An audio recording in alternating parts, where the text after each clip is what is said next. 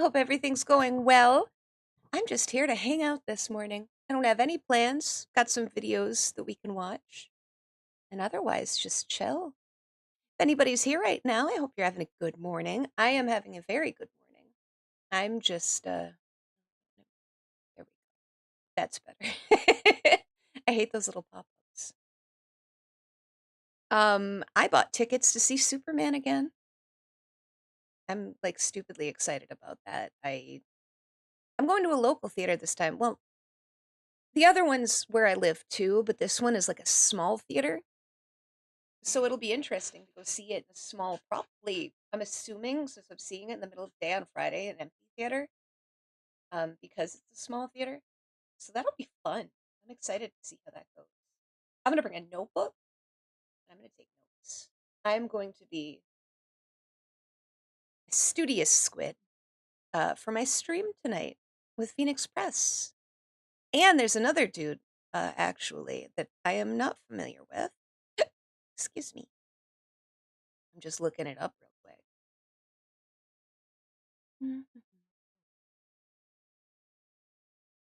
His name is Von Coleman. And I'll make a post about this closer to the time. But he does kind of streams of reviews of comics and movies and stuff like that. Looks like a lot of movies and comics. So that'll be fun. I'm so nervous about doing collabs and stuff. I'm terrible at it. I'm not terrible at it. I have very little experience. But I have another collab I'm also trying to kind of get off the ground right now. Someone who agreed to collab who I'm very excited about. But I don't want to reveal who yet. Also, my Discord is not working. Hold on.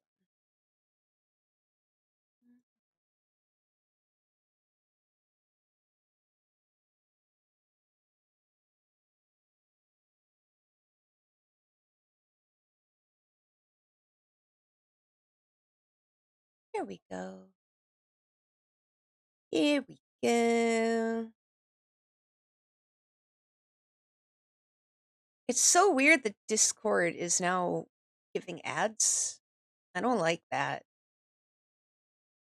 There's an ad for a new Star Trek Strange New Worlds game. Hi, Kipster, how you doing?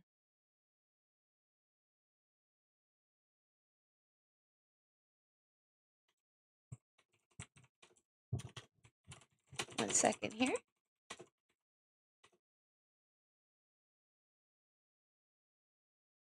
You're gonna go play Everything Gives Ads? Yeah.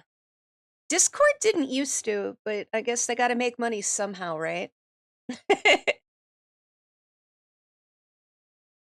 Hi, Zhuang, how you doing?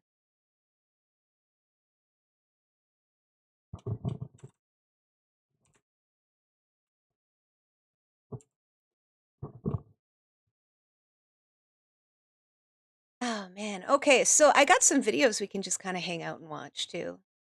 I've talked about Ryan Trahan recently. He's so adorable. He's a Zoomer, and he's like the nicest Zoomer ever. Eating a girl meal? What kind of girl meal you eating? Tonight I'm probably gonna have beanie weenies. That's my go-to girl meal. Crackers. Ooh.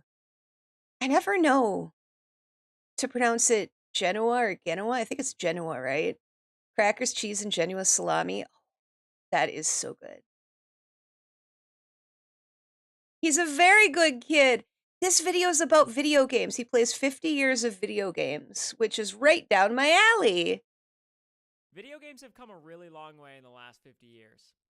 I'm bored, so I spend way too much money buying different consoles and renting out spaces that represent different You don't know either? Yeah, me. So Me either. today. Why don't we start?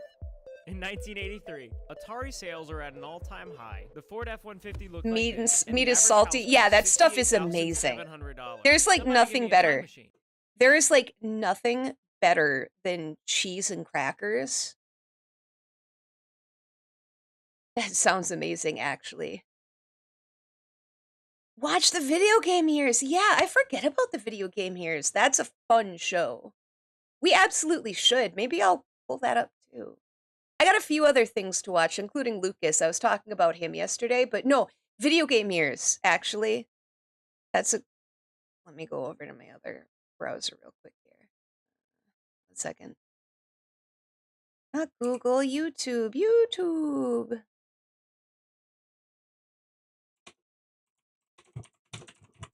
Video games. Starts in 1977. I will add that, pardon me, to the playlist. There we go. It is now on the playlist. And the day when Gen Z gives you a history lesson, yeah. That's why I'm so curious about this. He never talks about video games. Still a lot of money. This does kind of feel like I'm entering this room from the future, though. Obviously, I wasn't born yet at this time. I wonder if he bought this stuff or if he went to someone else's. Look at that. But this It's an is old. a huge milestone. He's playing on the original, the original hardware. To adults, probably because kids didn't have a culture of playing video games yet. They just had a culture of playing outside. Also, kids don't have money. Let's play. I started setting up the console, and a few things that I realized is, one, it's not that different from ones we have today. A few plugs go into a wall, it comes with a controller, and you connect it to your TV. But the Atari is cool because the game just starts. That's a cool TV that he has. Controllers are very simple. You move this around and move up and down. You gotta hit this little ping pong. Oh, he's playing Pong. Oh, that was a dot. I FaceTimed my dad to ask him what his high score on Pong was. He said 21-0. A perfect game. So 21-0. I'm gonna try to beat your score. All right. Good luck, buddy. Love you. It took me a while to get a hang of this game. Every time I lost a point, Maybe, I wonder. But that's kind of nice. It's so fun to experience a video game that my dad grew up with. You're done. I can see how this would be really fun if you had no exposure to modern technology whatsoever. This was my first system as a little squid. To beating my dad's high score when he was 8. If I think about it for a second, that's kind of sick. I don't exactly know how to process the fact this that was, I of course, that was not in the early 80s, but I didn't get an NES until like 93. So and the Nintendo 64 no, just Pong. It's a short video. 2D to 3D graphics. He skipped over the NES. Houses cost more money now. This is a shock to me. The N64 is the first console that I ever played growing up, so this is gonna be really nostalgic. Yeah, you jumped 2 generations. This is a Nintendo 64. The biggest change is the gameplay. We'll get to that. But I would say one of the other big changes, the controller. But this game right here, he probably didn't want to. I'm a little annoyed, but he probably didn't want to go buy a bunch of consoles for the video. From one of my friends named Tron, who works at a coffee shop. Hi, Tron. So I think we've got a new challenger to defeat. It sounds like he might have been borrowing from friends. Guys, this is so emotional. I'm serious. I have so many good memories playing this console at my grandma's house. Those were the good old days. Now my first time. We'd hate if you're at, yeah, this millionaire, right? Meet a dude named Tron. So Tron's high scores are pretty much listed on each level. I'm just gonna try to beat one. I mean, let's be honest, guys. The Atari looks so bad in comparison to this. I can even record this game with a capture card. That's how far we've come. I'm jumping. I'm running. I'm throwing things. That's a cool old TV too. Space. To beat this level, I ran past some balls. Like, this is gaming. Next, I got shot out of a cannon on purpose. The fact that there are animations is really crazy. But what's really crazy is how scared I got when I realized I've got to beat Ba-Ba-Bomb. It was actually really easy. I did it in like 30 seconds. However, I didn't even get close to Tron's high score. I didn't beat Tron's high score. He has no life. Apparently. Anyways, the 90s was so Hipster be nice. He's a kid. Next millennium. 2000s. Right. Yay, I'm alive now. The early 2000s brought us Mario games from each generation. That's a good idea. And more expensive houses. How does this keep happening? Well, thank you. Thanks for stopping by, Dino. I appreciate it. I thank you. Thank you so much. You have a good day too. I'm gonna go see Superman again today. I'm gonna have a good day. Let's hang out in 2007 for a minute. We made it to the 2000s. People do lose perspective. I think the idea of doing, you know what, doing a Mario game from every console generation is actually a really good idea, because for computers, like he's doing computers right now. He's doing computer gaming. I could do one of the Mario computer games. Those do exist.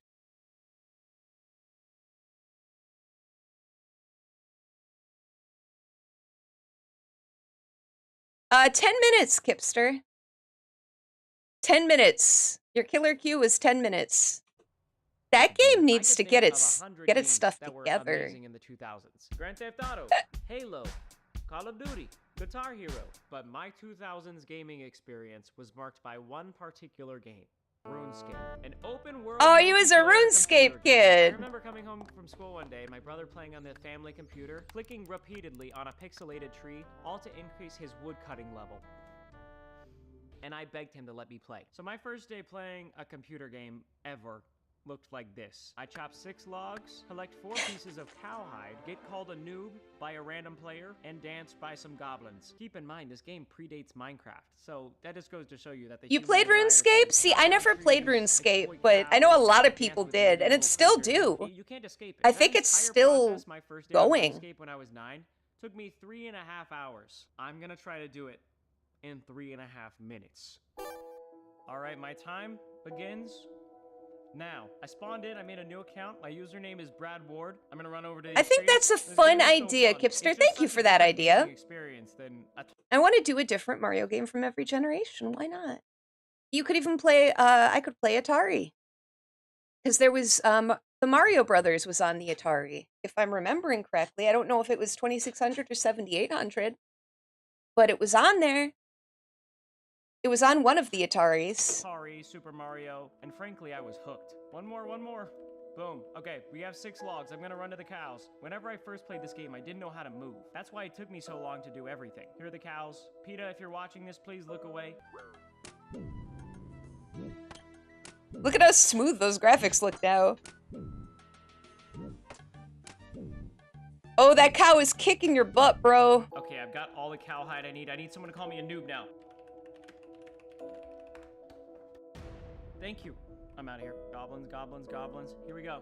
Boom, I'm dancing with the goblins. So nostalgic. That only took me 27 minutes. Brad Ward, do you have anything to say for yourself? Please subscribe to Ryan Tran. Oh, thank you, Brad. That's awfully nice.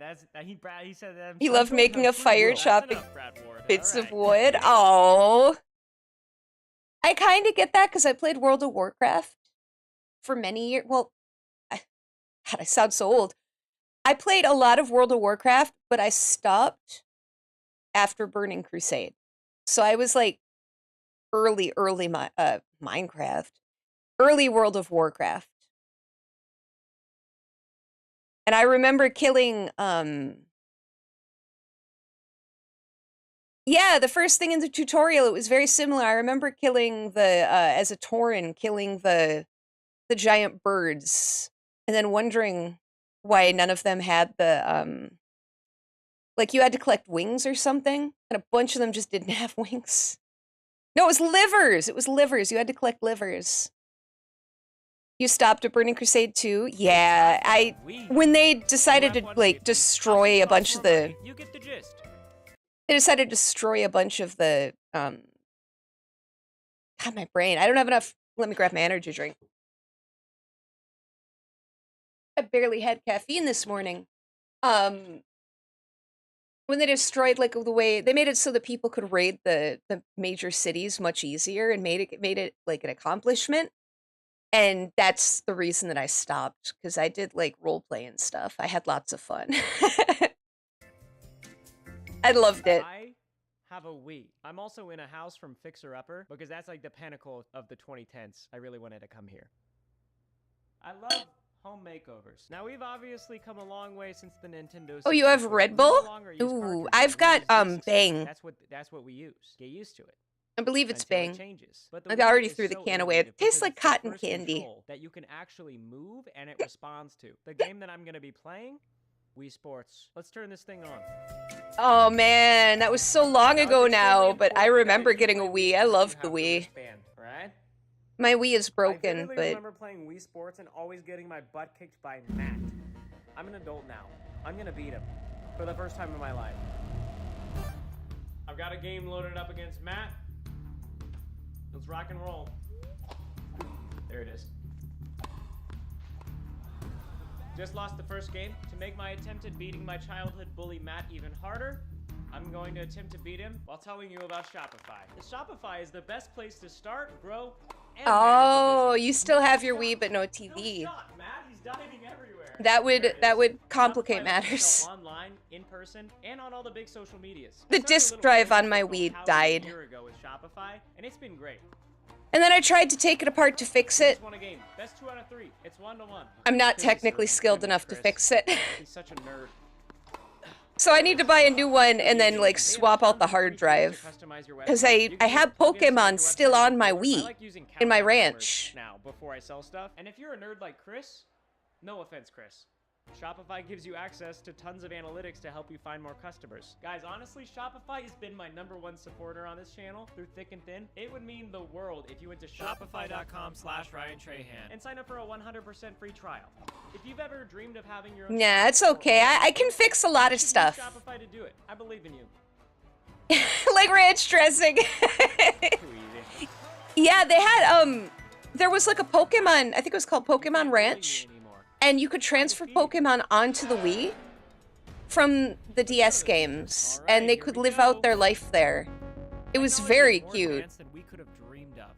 Massive companies are racing to make the world more virtual. F-150's looking good. Houses looking unaffordable. And I'm sure in a few years, this headset is gonna look outdated. But for now, it's the most futuristic thing I own. My friends, welcome to the future. I mean, a lot's happened since the last console. Grand Theft Yeah, it Auto was 5 really became the biggest fun. game ever. I loved PlayStations it. 4 and 5 came out. A bunch of Xboxes. No one really knows the name of those. Nintendo Which is the reason that I tried to take my Wii apart to fix it. I wanted to gain access to it again, but... A round-trip ticket to Ohio costs more than that. I'm gonna go into the metaverse and meet up with an old friend. If you don't know, I spent 100 metaverse days in this headset last year and attempted to become more popular there than Mark Zuckerberg. In the process, though, I made a true friend named Clay, who I actually ended up meeting in real Oh, that's life, cute. and it feels like a good time to meet up again.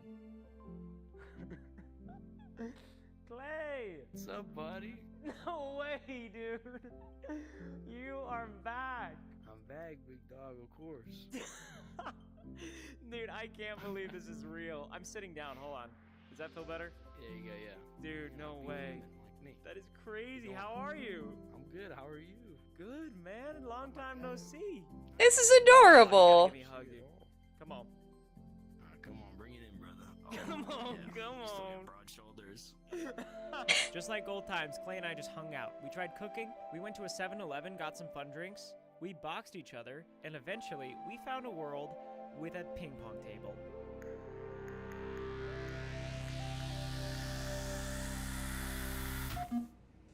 What should we play for? Oh, that's why he started with Pong. That's cute!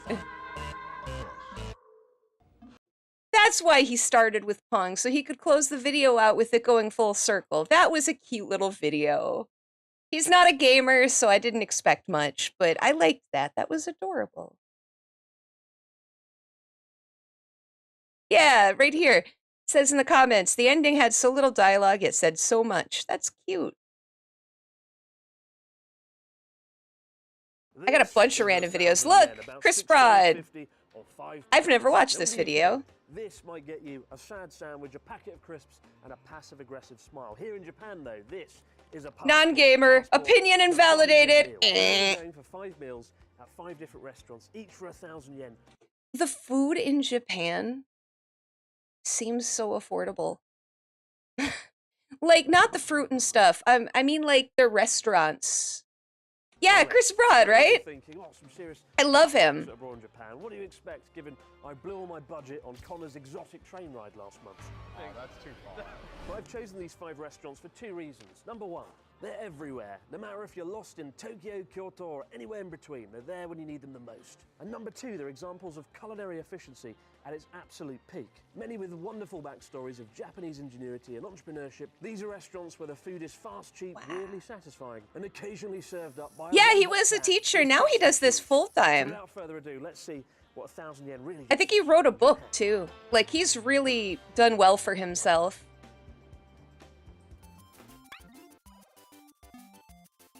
Yeah, like, their big chains have very affordable food options. Gavin, quick. All right.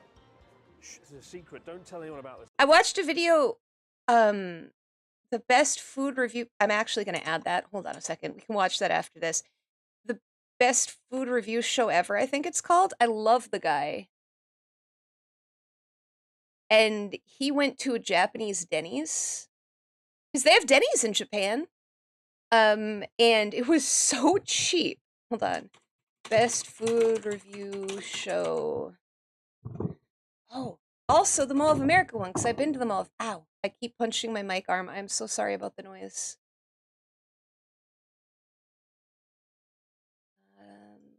Japan.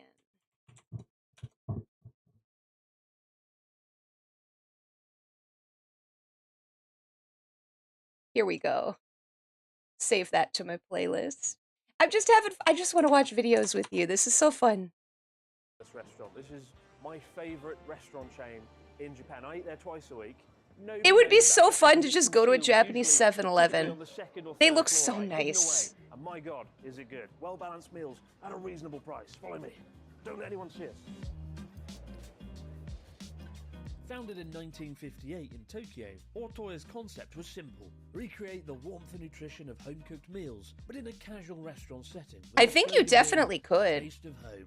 Thankfully, not my home. They have so much fresh food available. Like, you can get all this fried stuff, but you can also just They get say in life, the toughest decision you'll ever make fresh is choosing your food career. It's a lie. without It's a lot of choosing crap not to eat added. Otoya. Also, I keep pronouncing Otoya wrong. It's Otoya. Otoya, right? It's just quite hard to say that now. Like, even the Chinese food here, they dredge it in like cornstarch and a bunch of other stuff, so that even if you don't get fried stuff, it's still not as healthy as you might think it is. But how much kind of calories, protein, look at fiber that. is in each and every dish. So I've gone for this nice, healthy Oh, that looks fried so chicken good. coated in vinegar soy sauce. I've never had lotus before. I think that's what those things are. Of wonderful dishes. We've Lotus got root, hot right? miso soup. They've got gokoku rice, literally 5 grains of rice. I remember the first time the staff came up to me and asked me what kind of rice I wanted. They were like, gokoku. Look at that for $10. What do you mean? What does that mean? And luckily it turns out it means 5 grains of rice, and it's healthier for you than regular white grain rice. We've also got the literal pile of food here served on this wonderful green plate. Fried chicken, green beans, onions, carrots, and the last piece of the puzzle, a little cheeky salad as well with some sauce. You've had it. Is it any good? I know they use it, But this vinegar sauce but I've is never so eaten it sticky, before. So beautiful. Not your kind of veggie. It just looks like kind of a starchy. For many years, I've sort of Starchy been reluctant thing. to tell people about Otoya because it feels like a secret. Like, I don't know any other friend that eats here, and it's the best chain restaurant in Japan, in my opinion. And I don't feel that sort of sense of guilt that you get some of the other restaurants we're going to go to in this video. Yes, I could have gone for the boiled fish and got something a little bit healthier. It just tastes so Oh, good it's though. crunchy, You know, okay. You can eat fried chicken when it comes with salad, right? You can delude yourself that it is healthy. With each passing year, I grow increasingly deluded on abroad Japan, especially with the loudest alarm and world history in the background. This is just the beginning. Got 4 more restaurants to go. Good God. But for less than 1,000 yen, this is absolute witchcraft. I don't understand how they do it. Okay, so it's one of those things that kind of picks up the taste of what you cook it in. Otoya. Gotcha. You might not be able to find them, but when you do, you're in for a bloody good time.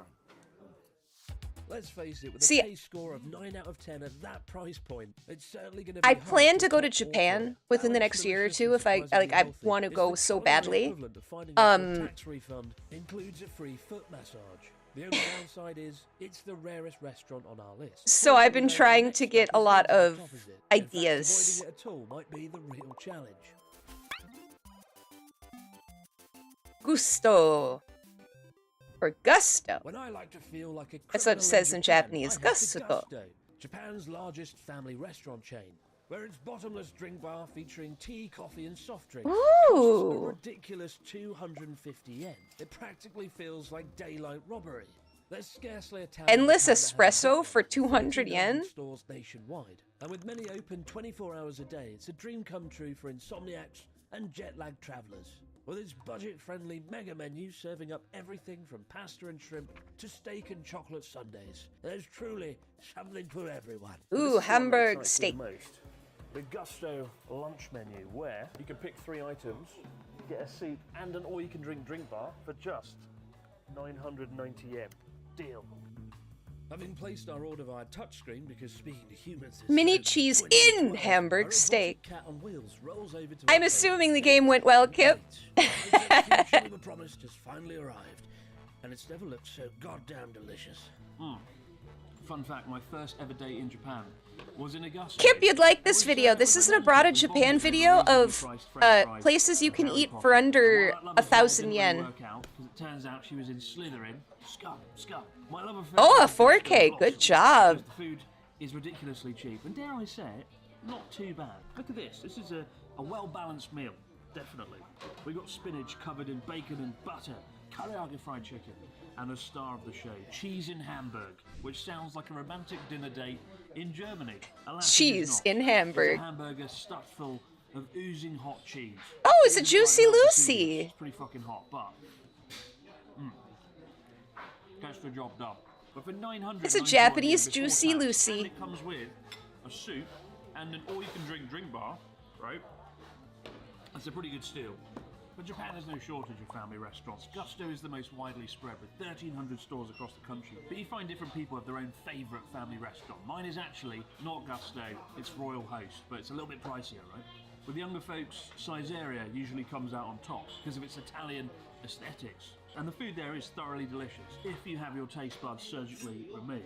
I have to say, out of these three dishes, the spinach smothered in butter is probably my favourite. Now, That is some good looking spinach for spinach. it does look a bit like something you find at the bottom of a dishwasher, but let's give it a try.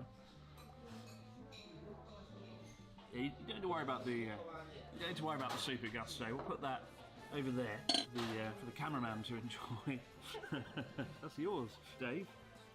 Let's face it, there's not many places in the world you can stuff your face on butter spinach served by robot kids. Ah, In terms robots! of bang for your buck, this 900. I love those little robot is an guys. absolute steal, especially considering you The can sushi literally place I run went to a at the big Mall of car America drive has them. legally get And they away serve with you it. your drinks. Challenge accepted. And they play For all cute those little reasons, music. Gusto makes our hit list. My God, look at all this money I've saved going out to cheap restaurants. What could I do with it all? I could invest in my future, maybe even start a charity. Or you could take your favourite editor out for dinner. Dinner? At a high-end restaurant. Alone! And what better way to book that restaurant than with today's sponsor, Tabalog. Hey! Tabalog. 160,000 Okay, you know what? and 65 million user I'm not reviews. gonna skip Tabalog this has ad. become the gold standard for discovering the best restaurants in the country. Now, thankfully, it's easy to use in English. But most importantly, what makes Tabalog so damn popular in Japan is its iconic rating system, where the scores aren't simple averages, but are calculated by This taking looks into account the useful. confidence of the users. As of now, the highest restaurant is about 4.66 out of 5, and in fact, a score of 3.5 is Only exceptional. Chris Broad gets you to watch ads? Yeah, I almost skipped this. It's like, wait a second, let's see where he's going. This looks like it would be super useful. 4 stars. 5 stars is essentially an unattainable godlike level. So let's try searching for a restaurant using the website. You can search for restaurants using the Near Me function based on location or by type of That's food. so cool. Enter the time, date, And it's all in number of people, and English. you'll get a list of restaurants. Be sure to check their scores and see what people have to say. And it'll tell you what's And by of you. course, have a look through the mouth-watering, tantalizing photos, so you too can decide the best restaurant. That's how I want to eat And of Wagyu. course, your Is it beloved like chicken. a grilling You want a restaurant like luxurious that? Chicken dinner. I do. I bought your leftovers. Not again. Tendon Tenya. Next up is a bit of a wild card called Tendon Tenya. Chances are you've never heard of it. I mean, I've only eaten there. Oh, I was watching a video. It reminds me because Tenya sounds like Tenma. I was watching a video that Fillion reacted to where Tenma was talking about how she was accidentally in a cult for 6 months. She was with the Moonies. The Korean cult? Some Young Moon? She like started doing some charity work and it ended up being for them. And she traveled around with them for 6 months and cooked all their meals. Very interesting stuff. One time myself. Yeah, then she joined Phase Connect. She's had an interesting life. Simply because it's a bit rarer than the other restaurants on our list, with 150 stores nationwide. She was talking to Mari _en about it, and Mari was just baffled. She was It like, was what? founded in 1989 by Yoshio Iwashita, an entrepreneur and visionary who helped bring McDonald's to Japan, before deciding Japan's greatest weakness was in fact not enough deep-fried prawns. Back then, tempura was seen as something of a luxury treat reserved for fine Ooh, dining that was some and good-looking beef. multi-course kaiseki dinners. But after observing the automated nature of conveyor belt sushi, he conjured up a conveyor belt frying system that reduced the need for chefs and allowed high-quality tempura to be Oh, cranked out that's faster smart. than we can say hello cholesterol. Soon, crowds were lining up for the now legendary 500 yen tempura bowl. And these days, while the cheapest bowl will set you back 620 yen, that's still an insanely low price for something that was once considered a luxury food. The question is, how good is it really? Wow. Maybe it was that much. Ooh, look at all the noodles. That was 90 seconds. How is this less than 1,000 yen? This is ridiculous. It's so much. Look at that. You got cold soba noodles. We've got 1, 2, 3, 4, about 6 pieces of tempura. I've always wanted to do the Japanese thing and that they do where they take soba noodles and then like dip them in a sauce in the summer and they have them cold. I've always wanted to try that. Call it weebishness, I guess, but it sounds fun. sauce there for the noodles to go in with wasabi. It sounds really refreshing on a hot summer day. And it looks good as well. I will admit, the restaurant's done something rather foolish. On the back of the English menu, they've basically written a blueprint for how to set up your own tempura restaurant and make lots of money. They've written here the auto fryer, their secret weapon, right? The secret to cheap, quick and delicious tempura bowls. And it's basically a unit that fries the tempura for you so you don't need a chef to do it manually. Meanwhile, they've told you the recipe itself, the mystery ingredient is eel extract. Don't tell everyone the secret ingredient, for God's sake. Anyway, just the sheer bang for your buck here. This might be the greatest value yet we've seen so far. Let's give it a whirl. So first things first, wasabi and onion in the noodle sauce. A bit of cheeky mix. Now you can't go wrong with soba noodles. I don't think I've ever had bad soba noodles in my life in 10, 12 years living in Japan, so always a safe bet. Very good. Nice One big thing that's gonna drive me nuts when I go to Look Japan at that. is the proof slurping. Is in the pudding. But- It's time for tempura. Let's see if it's good. I'll have to live with it. It would be rude not to slurp. Like, I don't think I can physically slurp. I've trained myself not to, so I don't know. Very light batter. Crispy, salty, very light, and not oily or greasy. I often say in videos, Yeah, that's some when I go to good-looking tempura. restaurants, that cheap tempura has a sort of oily texture to it, right? And the high-end tempura restaurants... Heaven of sake, it won't bug you. Whereas here they're using just some sort of generic vegetable oil. But this is very, very good. I've had cheap tempura before, and it's not good. I don't know how they've done it. Well, we do know how they've done it. The auto fryer, 6,000. They've given the game away on the back of the menu. This is bloody good. One thing worth saying is the demographic in here tends to be a bit older, right? Look at all the business Because, people. A, there ain't no drink bar in here. They all look very tired. And B, on the menu, there's a lot of kind of mature options. For example, this set, this soba kind of tempura set, it had like a recommended drink with it, and it was a cup of nihonshu, like sake, which is quite rare at a sort of fast food restaurant, right? So you can tell they're definitely... More leaning places in towards the US older, need to more just serve mature random crowd, which, of alcohols course, as a is exactly recommended. the demographic Like, you right. can get So, alcohol at a lot of places, but... Oh, that was fast, Kip. Good for you. That one was only like 8 minutes. Tendon Tenya's tempura speedrunners genuinely blown Or me did you away. just The queue portion now? size is absurd, the taste is a joy, and the entire experience lasted less than 5 minutes, which is either deeply efficient or slightly terrifying. And now that I've finally mastered the art of slurping noodles without sounding like a broken Dyson, it's time to put those skills to the test. And our next budget That's a dining snazzy bag he's got. Ippudo. No hit list of reasonably priced Japanese restaurants would be complete. Oh, without it's a this ramen. place. And we've certainly got a few to choose from. At this point, many would go for Ichiran, the ramen chain serving up tonkotsu pork broth ramen for introverts, Instagrammers, and people who think eating in isolation is somehow a spiritual act. But let's not pretend it's the best, because there's a ramen shop out there that isn't hiding behind a cubicle. A ramen shop that doesn't make you fill out a flavour questionnaire like you're applying for a bank loan. That place is Ippudo. Ippudo was founded in... I've had really good ramen once, and it was in Disney. They have, what is it called? Morimoto Asia. Chef Morimoto's place. I had duck ramen. It was so good. It was also like $80, and I'll never eat there again because I can't afford it, but it was amazing. Takumi Kawahara, a man who many refer to as the Ramen King, given he successfully won the World Ramen Championship 3 times in a row. Worrying about the future of the ramen industry and its association with being a greasy and Duck is really yummy, but by men who consider soap I almost never get a chance to eat it. It really isn't anywhere near me that people eat duck. So I had to take the chance, you know. Through the ramen world. And clearly it paid off. Today Ippudo has over 200 branches worldwide. One of the few Japanese chains to truly enjoy some overseas success. Their signature dish is the creamy pork bone broth tonkotsu, which is simmered for hours until it turns into a milky, umami-rich potion of glory. Yeah, I think that's the only time I've ever had duck was when I had that ramen. Oh, your local butcher shop that sells it. That's cool. I'd probably eat a lot more duck if I had a chance to play around with it. Practically feels like a slap in the face. And today I'm sticking with the OG, the Shiromaru Classic. No Ichiran customization nonsense here.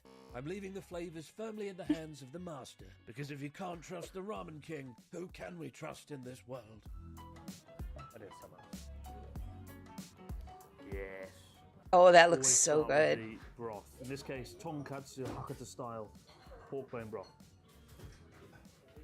Oh, so good, so creamy, so just.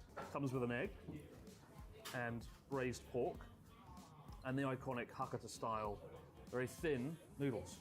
Check that out. You got to admit, tonkatsu ramen I'm getting is an art form hungry. unto itself, right? And no matter where you are in the country, Ippudo deliver the most consistent ramen you can find. I used to eat this a lot when I was up in Sendai, actually. It's thanks to Ryotaro that I came to Ippudo. He was like, "Did you He's know wearing a when bib!" tourists go to Ichiran, real Japanese, go to Ippudo." And I took that to heart. And I've noticed every time I go to Ichiran, They have little black just a bibs. queue of tourists. Whereas here, they're the only people who aren't Japanese. Oh, some good slurping. It is, of course, a messy affair. He's so proud of his ability to slurp finally. To keep my wonderful jumper, my nice black jumper, not covered in pieces of pork and noodle. I'm not being funny, they've got like an entire platoon of staff in here. There's 1, 2, 3, 4, 5. I counted 7 members of staff, right? And there's only like 10 customers right now. I mean, it's good that there's so many. Clearly, they're all doing something. Maybe that's why the broth tastes so good. It is an unusual amount of people, not gonna lie. It's not like Ichiran where you can't see them. The staff should be heard, not seen. Here at Ippudo, they're everywhere, everything, all at once. He looks It so really is happy. The Apple Store of ramen. Before I get talked into signing up for ramen care that I don't need, it's time to leave for our final bargain restaurant on the hit list. And while Ippudo's taste and portion size are going to be hard to beat, our next location offers up food quicker than just about any other restaurant in the nation. Yoshinoya, I've heard of them. Japan's answer to fast food is a hearty gyudon beef bowl. And while there are 3 big chains to pick between, including Sukiya, the largest, and Matsuya, famed for being the cheapest, the most stylish of them all. I learned about beef bowls from Urusei Yatsura way back in the day. One of the first anime I watched was that, actually, because I got really lucky. There was a Hollywood Video by my house. And they actually had videotapes of Urusei Yatsura back in like 1995, 96, 97. Like, to have that show available for rent was not common. The best all-rounder for my money is Yoshinoya, which has by far the coolest logo. Look at that bad boy. Whoa. Founded all the way back in 1899 at Tokyo's Nihonbashi Fish Market, Yoshinoya originally served up quick-filling meals to hungry market workers who had no time to sit down for a leisurely meal. The name Yoshinoya comes from the founder's hometown, Yoshino, in Osaka Prefecture. But today in Tokyo alone there are 200 branches, and the restaurants aim to serve customers in 60 seconds or less. So let's find out if that's the case. So Yoshinoya's thing is... You know, I've never watched the remake. And this took 51. It honestly takes me longer to open a crisp packet than it does for Yoshinoya to supply me with this bountiful meal, all for the price. I don't know. I've heard the remake's pretty good. But it wasn't, you know, it's like with the Ranma remake. I kind of looked at it and I'm like, but I have the original, so why watch the new one?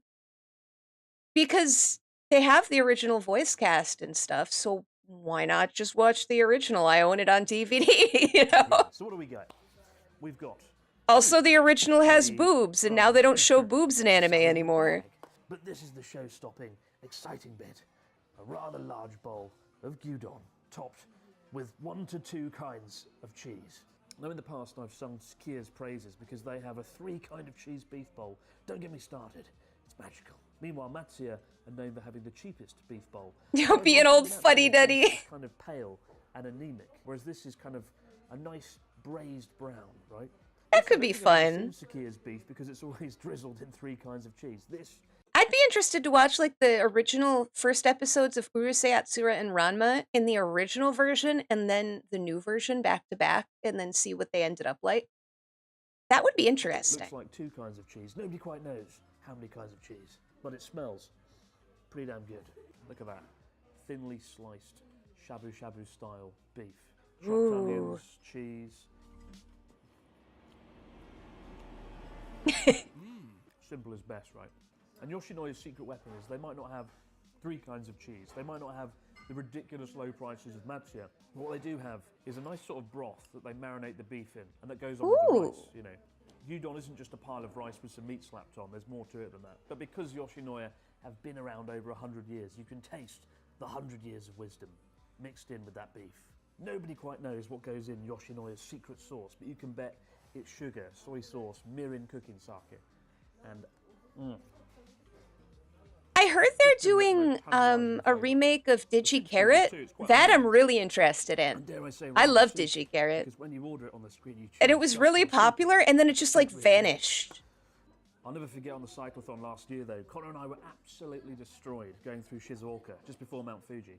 And we went to a Yoshinoya for dinner, and it just revitalized me. Just the pile of rice, the beef, the Oh, sauce. you've had Yoshinoya before, but American, really? Physical day's work, so if you've cycled 500 kilometers across Japan, get yourself to Yoshinoya.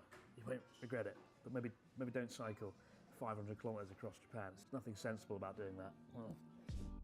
So there you have it, guys. 5 chain restaurants in Japan, each under a Well, that's 1,000 yen. Not a awesome. single regret. Unless you count the robot cat's judgmental stare at Oh, I put this in because I played Little Samson last night. Gaming Historian did a video years ago about Little Samson. So I thought this could be fun to watch. Look at how old it is.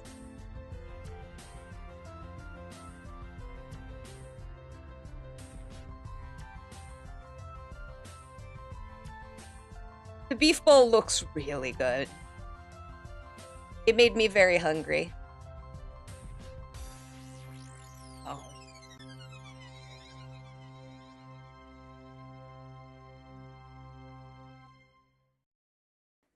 Hello and welcome to the Gaming Historian. In 1992, I'm gonna turn this up a little. I a think game he's known as more Little quiet. Samson was released for the NES and went virtually unknown. Not by And me. it's a shame too. This game is, without a doubt, the definition of a hidden gem. Today, it is one of the most sought-after video games for the original Nintendo. But what is really so fascinating about this game is why it went unknown. Our story begins with Capcom. Well, to be more specific, employees leaving Capcom. Shinichi Yoshimoto, who worked on Ghouls and Ghosts, and Akira Kitamura, who helped create Mega Man, felt they were being held back at Capcom. They sought more creative freedom and wanted to develop games on multiple platforms. The two left Capcom to form Takaru.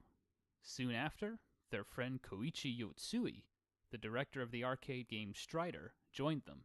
So far, so good, right? It was like having a That's- Capcom all-star team. Yeah, that's an all-star Now, team is Takaru what I was about to small say. company, but they were determined to make great games and realize their dreams. Their first success came with Kokoran, a really interesting platformer released for the Famicom in 1991. The game was directed by Akira Kitamura, and it definitely shows. This game is very similar to Mega Man in gameplay style.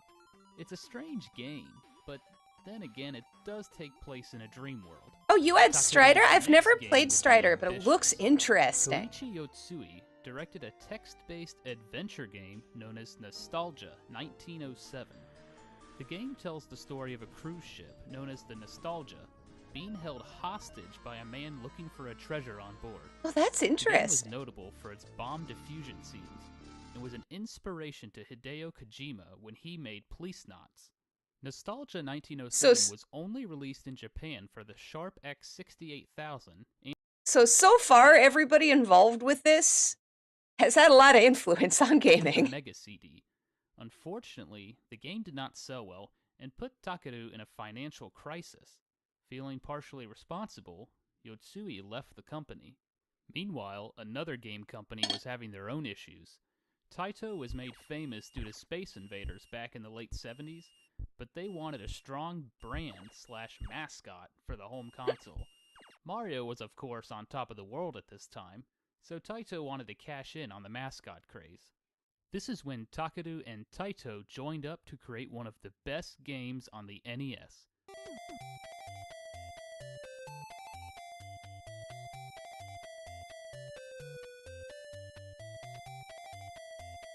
SOS? No, I've never heard of it. What is SOS? I'm curious. Now, before we get into this game, I do want to I have never heard of it before. This game is known as Lickle, Legend of the Holy Bell in Japan. When Taito brought it over to the United States, he changed the name to Little Samson. Now, some people seem to think that this game is based off the story of Samson from the Bible, when in reality, they have nothing in common. Oh, it's like It's Titanic? interesting that Taito chose to change the name of this game, because I feel it hurt the game overall. Oh, yeah. It hurt it a lot. Changing it to Little Samson The game was changed. Like, designed by it did not Shinichi help it. Yoshimoto, and artwork You play was as a done by survivor and try to Taka escape a Kyoto, sinking who is ship. a That sounds well-respected artist fascinating. in the gaming community. He worked on both Kokoran and Nostalgia 1907. Most notable was his artwork for Metal Storm, another hidden gem on the NES. Little Samson is unique in that there is no text or dialogue in the game. Instead, the game uses a series of cutscenes to set up the story. To sum it up, a dark prince has escaped captivity and threatens the land. After his own soldiers are wiped out easily, the king requests help from 4 heroes to stop the evil prince and save the kingdom. Hell yeah. It's a nice backdrop to your adventure, but it's not crucial. In Little Samson, you control these 4 heroes throughout the game, and can switch between them at any time. First, there's Little Samson. I'd say he's the most well-rounded character. He jumps high, he can climb on walls and ceilings, and he has about average health. Next love is this game so Kikira much. the Dragon. Kikira can hover for several I'd like to seconds. see you try. It's She frustrating, won't but you're slip on supposed ice, and she can charge up you're her supposed to shot. trial and error until you have And an the escape golem is plan. That's slow, but has a interesting. very powerful attack. I'll large write it health, down and take a can look. walk on spikes. And finally, there's KO the mouse, who has small health but can climb just like Little Samson, as well as drop powerful bombs. Each hero owns a legendary bell that will help save the kingdom. Samson even throws bells as his weapon. This will I'm help looking for my explain the notebook. Japanese part of the game.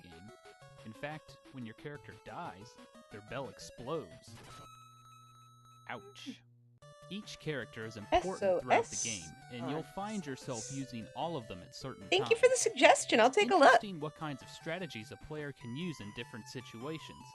Sometimes you'll find yourself grabbing an item above spikes with Little Samson, then in mid-air switch over to Gollum. Gameplay is one of the game's strong points. His name is It's a Gam. platformer, and a really good one at that. There's plenty of jumping, climbing, shooting, punching, and flying. Levels aren't memorable. This girl's but are bringing fun her to notebook to navigate Superman. I'm going to take through. notes for Controls are today's extremely tight and stream. responsive, and makes the challenge more about skill than bad design or control. The graphics are some of the best on the system. Yeah, they are. Just take a look at some of this footage. The detail is incredible, especially on the boss fights. This game was released late in the NES life, so during this time hardware limits were being pushed. Even small things like the way Samson jumps is animated very well.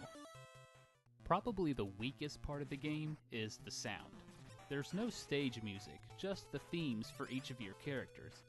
As you switch characters, their theme music will play. It can get pretty repetitive.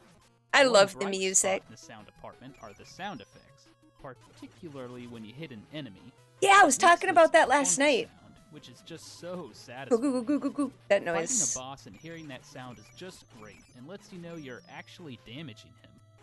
The game uses a password system. I think that's to part keep of the track reason I a get player's frustrated when progress. games are really bad However, at that. the game won't save your At like power-up with indicating these damage is passwords. because I'm You spoiled by see, this throughout game. the game, each character can upgrade his health or stock a potion to replenish his health. When you start the game up and enter a password, however, your upgrades are gone. The game makes up for this by letting the player go through an easy level full of power-ups before getting to the actual stage. It's not the best way to keep track of the game state, but at least the passwords are short, only 4 characters. To sum it up, Little Samson is a fun, innovative game for the original Nintendo. It's on my personal top 10 NES games Hell list, yeah. and it has stood the test of time. So why did this game completely flop? Sales were extremely low, and many people aren't even aware this game exists. Well, problem number 1 was Taito released Little Samson at the end of the system's life. Super Nintendo was new and exciting. The Genesis was hitting its stride, and many gamers had moved on. Second of all, there was little to no advertising or press for this game. In fact, the only memorable write-up there is in issue 40 of Nintendo Power, which had a small walkthrough. But even that didn't cover the whole game. Problem number 3, and this is a theory, is that naming the game Little Samson probably turned a few gamers off from Hi, Ralky! How you Usually been? gamers, Hope you're having stay a good away from morning. religious games. Or day. It's possible many I don't Little remember what time it Samson is where was a you religious are. game, just based on the title.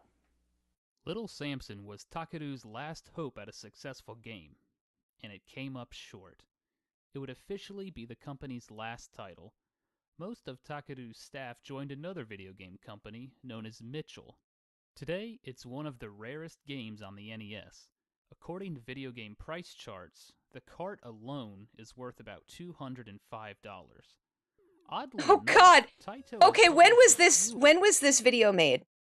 This video was made 13 years ago. The cartridge itself is now worth over $1,000, and I sold it for $5. other hard-to-find games, including Panic Restaurant and the I could Flintstones cry. Surprise at Dinosaur Peak. If you're able to find a copy of Little Just got back Samson, from work. Hell yeah! congratulations. You have one of Take the a load rarest off. and best games on the Nintendo Entertainment. Oh, I'm really good. I'm really Thanks for good. watching. I'm going to see Superman today again for the 3rd time, and I'm on a stream later tonight. I'm terrible with time. Let's see, 11, 12, 1, 2, 3, 4. In 6 hours, I'm going to be on Phoenix Press's stream talking about Superman. I'm really excited. I'm collabing with somebody, you guys. I never collab.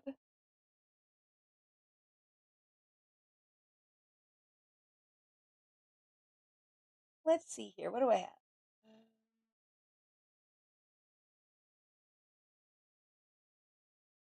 Sorry, I gotta lean past my mic arm to look over here. Oh, Ralky, I love it. Someone made a post on Twitter, and Hello again, friends. Sorry. someone made a post on Twitter, and it made me go, oh my God, that's the feeling. And it was Speed Racer the Speed Racer movie poster side by side with the Superman poster. And it said, these two are related, but I can't figure out how. Because they give the same feeling of just happiness and optimism. Like, that's it. That's exactly it. I don't know how else to describe it. It's like Speed Racer in that way. We're gonna watch a Shoe-On Head video. It doesn't get political. This is about men. Sorry I've been gone for quite a bit. Hopefully nothing too crazy happened. I feel like every I've time I watched take a it break, already, I'll say. a But war breaks out or something, but hopefully that did not happen. But at least we found out the real Epstein files were the friends we made along the way. Welcome back to the Shoe-On Head channel. If it is your first time here, yeah, I'm really excited. I am Shoeonhead, and on this channel I like to I hope you've been cover well cultural outside of issues work and mostly stuff. surrounding men's issues. It's what I've been doing for over a decade, and frankly, I'm exhausted. Many of you have been along for the ride, and you have seen me go from a chipper, lively 24-year-old making fun of BuzzFeed and Tumblr feminists to a bitter, calloused 34-year-old talking about very real and growing men's issues. One of the main men's issues I have been covering in great detail lately has been the male loneliness epidemic. Yeah, but turns out I was wrong. We don't have a male loneliness epidemic. We have a male loser epidemic. It's not a male loneliness epidemic. No, it's a male mediocrity epidemic. It's a male loser epidemic. The male loser epidemic has gotten These so people, bad man. that it's honestly so pathetic at this point. Never trust someone who ends all their sentences with a question. That's my life advice. If she talks like this all the time, be cautious. Be careful.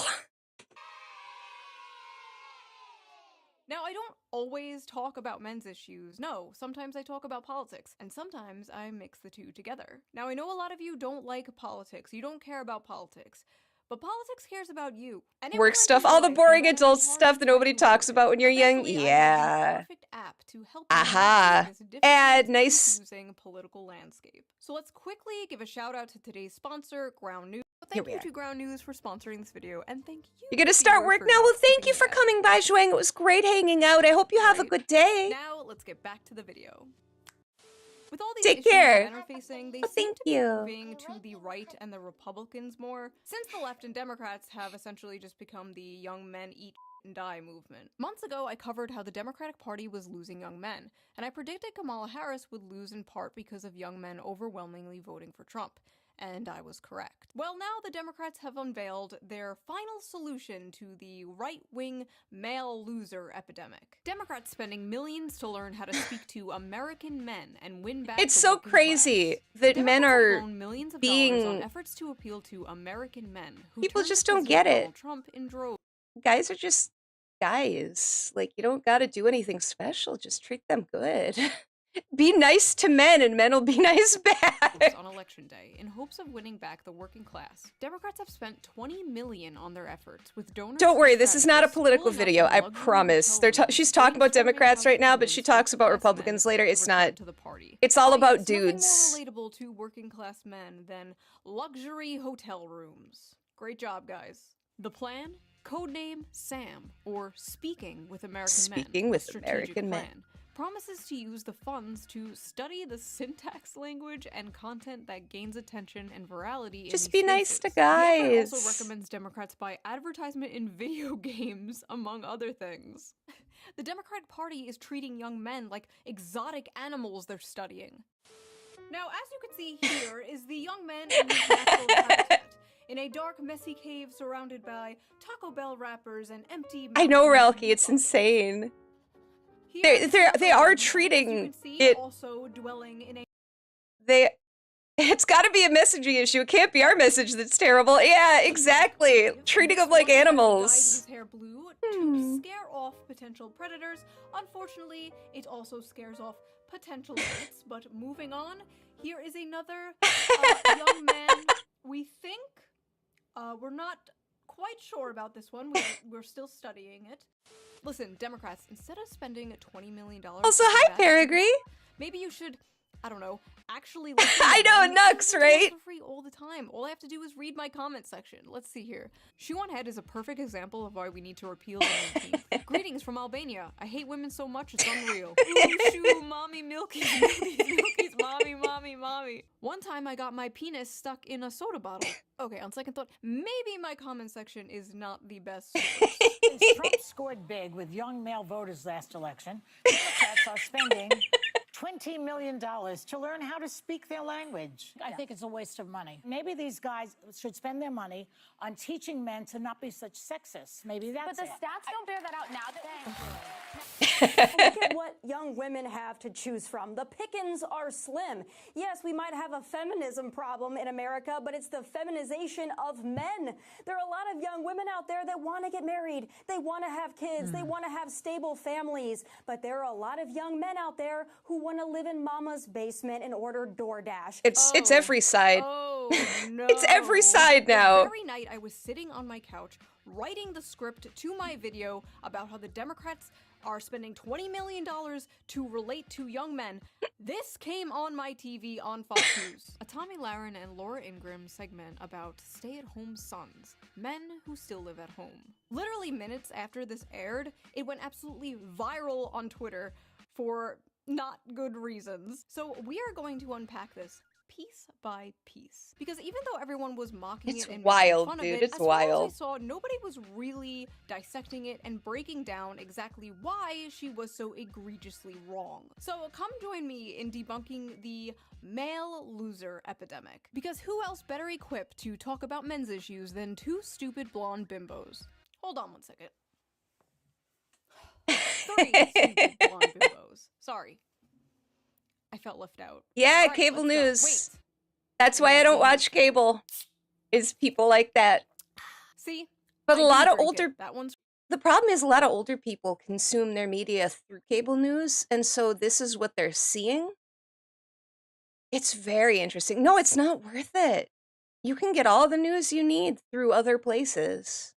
More accurate news, too. for you, Tectone. It's a major problem. And you know, Speaker Johnson has been talking about those maybe deadbeat folks that are on Medicaid, and maybe some of those folks are the stay-at-home sons. We don't know. But I'll tell you this, we Get need yourself Gen a beer, Z to Ralkie. rebrand laziness You and deserve social it. awkwardness as something cutesy, like a stay-at-home son. But Laura, I gotta tell you, this is also a big problem when it comes to, I think, declining birth rates, people not getting married and having children. You know, that's a big problem. They blame it on women. Well, look at what young women have to choose from. The pickings are slim. Yes, we might have a feminism problem in America, but it's the feminization of men. There are a lot of young women out there that want to get married. They want to have kids. They want An to have internet stable connection. An internet connection is all you need these days. An internet connection and a good idea of where to go. And you will have the most, I can't say unbiased, but you'll get every side, right? I know, these people, families. man. There are a lot of young men out there who want to live in mama's basement and order DoorDash. And that's why we have declining birth rates and a lot of other problems in society. It's time to go out, get a job, breathe the fresh air, meet people in real life. It's Let's that just get back easy. to basics. Just go get a job. This stay-at-home son thing is not a real thing. It was a random throwaway, self-deprecating joke some contestant on Jeopardy said. One f***ing guy. Because I guess there's nothing else important going on that they could cover on the news. They literally made this into a fake phenomena so they can shit on young men. Meanwhile, Democrats are spending millions of dollars trying to win back young men. Oh no, the young men are leaving us in droves. How do we get them back? Don't worry, I got this. Hey, you fat, lazy, Cheeto dust-covered slobs. F*** you. Nice. Thanks. I love you. I love you too.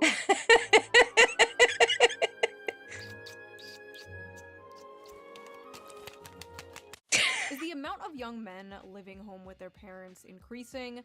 Yes. Is it because they're lazy bums and just want to order DoorDash all day? No.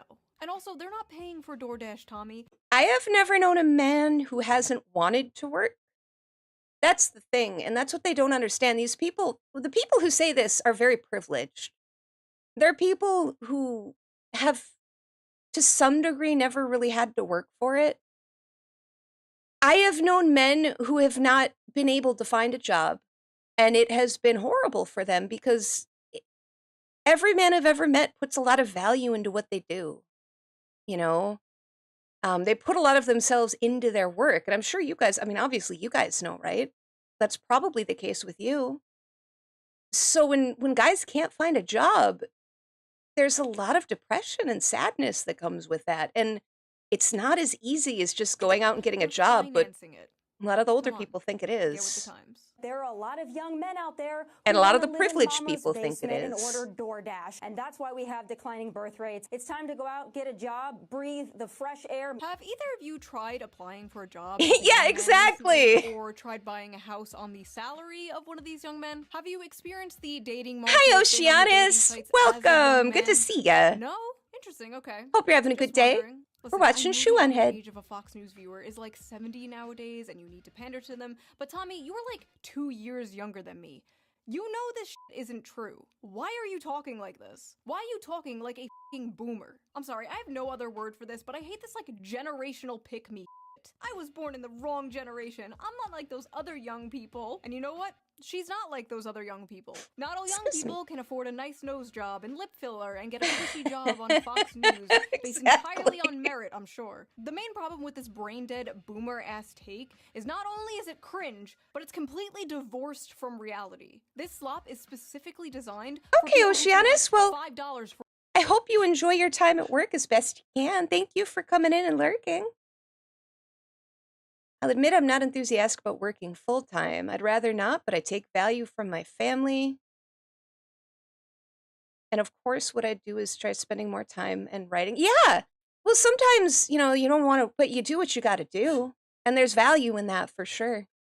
Did my stream go down and come back up? I don't think so, Kat.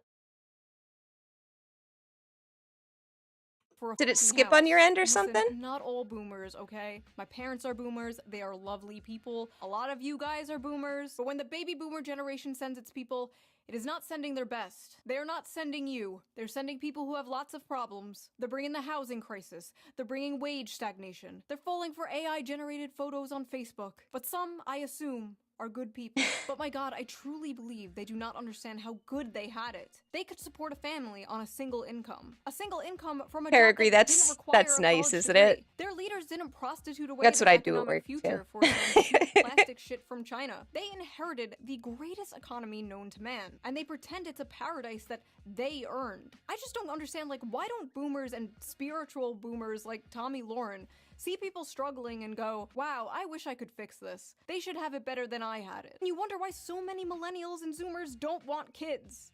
I want to make the world a better place for my children. I want to make the world a better place for my children. Ugh.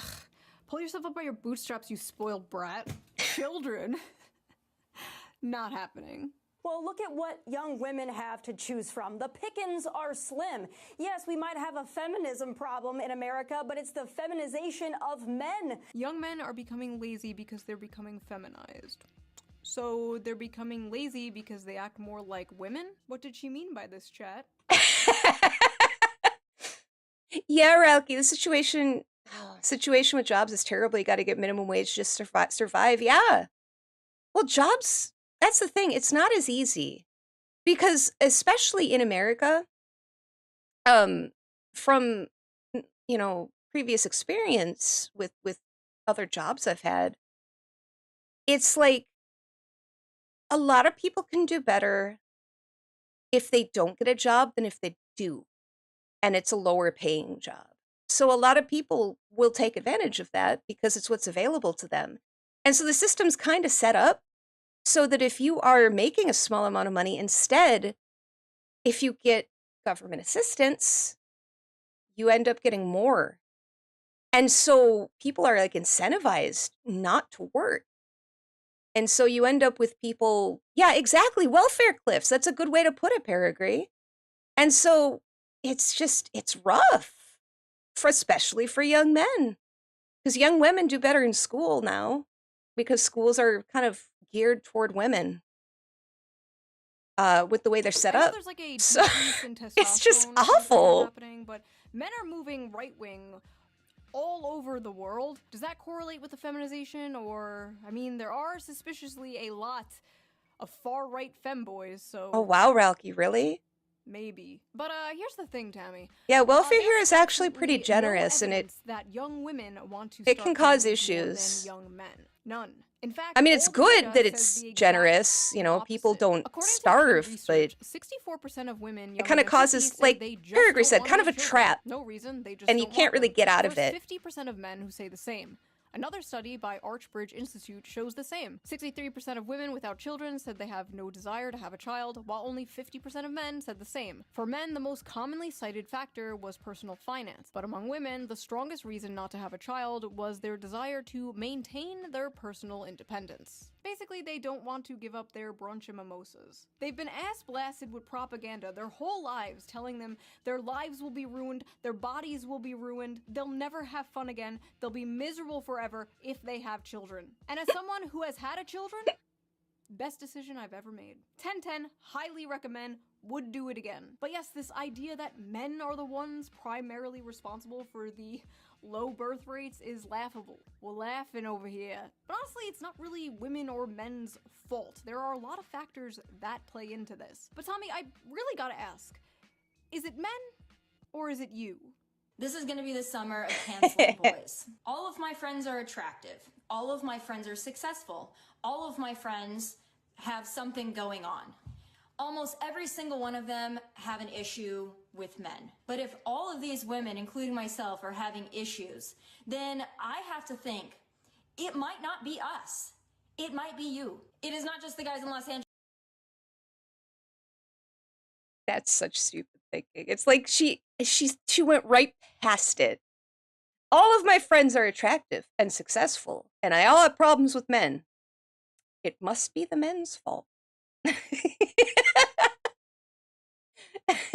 Angeles, Nashville, Dallas, and they're not any better in the No, Midwest. it's the They children who are wrong. Trash all over this country. My friends are successful. Men don't give a shit about that. They'd marry a Walmart cashier if she was nice to them. I think men between the ages of 20 and 30 are not ready, in most cases, for marriage, are usually not ready to be husbands and fathers. That's a cultural issue. So, look, No, I would actually, back to your point, Yeah. I think it's a biological thing. So let me get this straight. Men are all trash and won't commit and won't leave mommy's basement, and they're destroying the birth rates. But also young men are biologically incapable of commitment and being parents. What? But wait, there's more. She also believes women don't have to bring anything to the table. And as a woman, I want a strong man who is a protector and a provider that will go to war if need be, that will protect me, protect my family, make money. But I don't think a man needs to get something out of it to be a manly man, a protector and a provider. If you think you need to get something out of it, I quite frankly don't consider you a real man. Hell of a woman, this one. So provide for me, give me children, let me live a cushy life, and get nothing out of it. No satisfaction for you, all for me. That's what I mean when it's about privilege. It's not about politics in the end.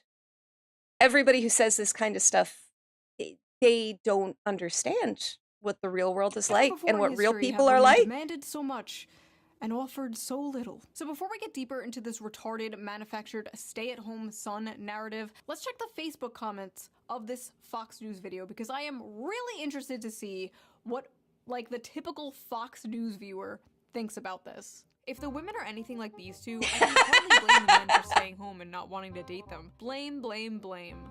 These two women have a combined age of 93 and they have 0 children between both of them. You both have repugnant personality types, so listening to this was like male birth control to me. My goodness! Boomers are ruthless! Bunch of sissies. I served 6 years, 2 years in Southeast Asia after Vietnam was over. When I was 18, rent was $450 and I could afford to get my own place. She's so spot on. Nothing screams I'm a loser run from me than a guy living at home in his parents' house with his 12-year-old boy's bedroom decor at age of 30.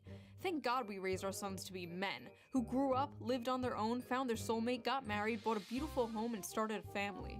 I was out the door at 18, worked on the assembly line at Dodge and in the Air Force at 19, never went back home. I can't relate to this. Yes, we know you people can't relate. We know. But the world has changed. Why can't you people get this through your heads? I will never let my sons stay home. I'm trying to push them out of the nest. Okay, I really gotta ask, is this an Anglo thing? Immediately kicking your kid out when they turn 18 years old? My Mediterranean mind cannot comprehend this. And honestly, why the f would a man leave home? Oh wow, leave his mother- really? Since the 90s, from socialist to rotten cat. Oh no, so the money has kind of shifted hands a lot, and the corruption has gone out of control. Protests for 7 months now. Oh my goodness. That's rough. Yeah, things are kind of not cooking good for a woman around. who probably can't cook. Not me though. Everything's Personally, I kind of can cook going to. amazing meals. You know I am a great trad wife. That's terrible. I'm sorry to hear about that. Hopefully changes will be happening soon. Eventually something good has to come from it, right? Now, unfortunately, Tommy Lauren wasn't the only one pushing this stupid lazy young men go get a job bullshit. Mike Johnson did it referencing It's rough. Sometimes all you can do is kind of put your head down and do your best. And then hope things change. Just the other night, I saw this on my TV. Again. A Wall Street Journal headline got our attention. The new dream job for young men, stay-at-home son. It's a phrase that's taken off since 27-year-old Brendan Leo won. See, I wanted to cover this because I feel like a lot more VTubers are starting to kind of understand this. Obviously, not all VTubers are female, but a lot of them are. And a lot of the people that we talk with and we get to know are guys. And are guys who are in kind of these situations, right? Where you work your butt off and you may not have a ton of people to talk to. And it's kind of this underreported demographic of people master's degree in political who science, all have but he's unemployed. amazing Grow value, up, but get a job, get a this wife, is what they're build a hearing family. Just get constantly. a wife, bro. Just get a job, bro. Oh, get a job? Yeah. Just get a job already. Just get a job. And squeeze down into a job cannon and fire off into jobland, where jobs grow on jobbies. The term welfare queen must have fell out of fashion with Republicans, because it seems even they know the approved safe demographic to go after now. Because it's very obvious what demographic they are talking about when they say young men in their basements playing video games. Can't imagine why guys would be drawn to cute anime girls who like anime video games and approve of their interests. Coming from I had a friend once who I used to play Dungeons and Dragons with. He was a work friend. And he used to come over and we'd play games. And he had a wife, and his wife hated his interests. And it was the most baffling thing I think I've ever seen. Like, he would have to get permission to stay late to game or to attend a session. And sometimes she would say no. And he just would give in and be like, no, that's like, I don't understand how that works.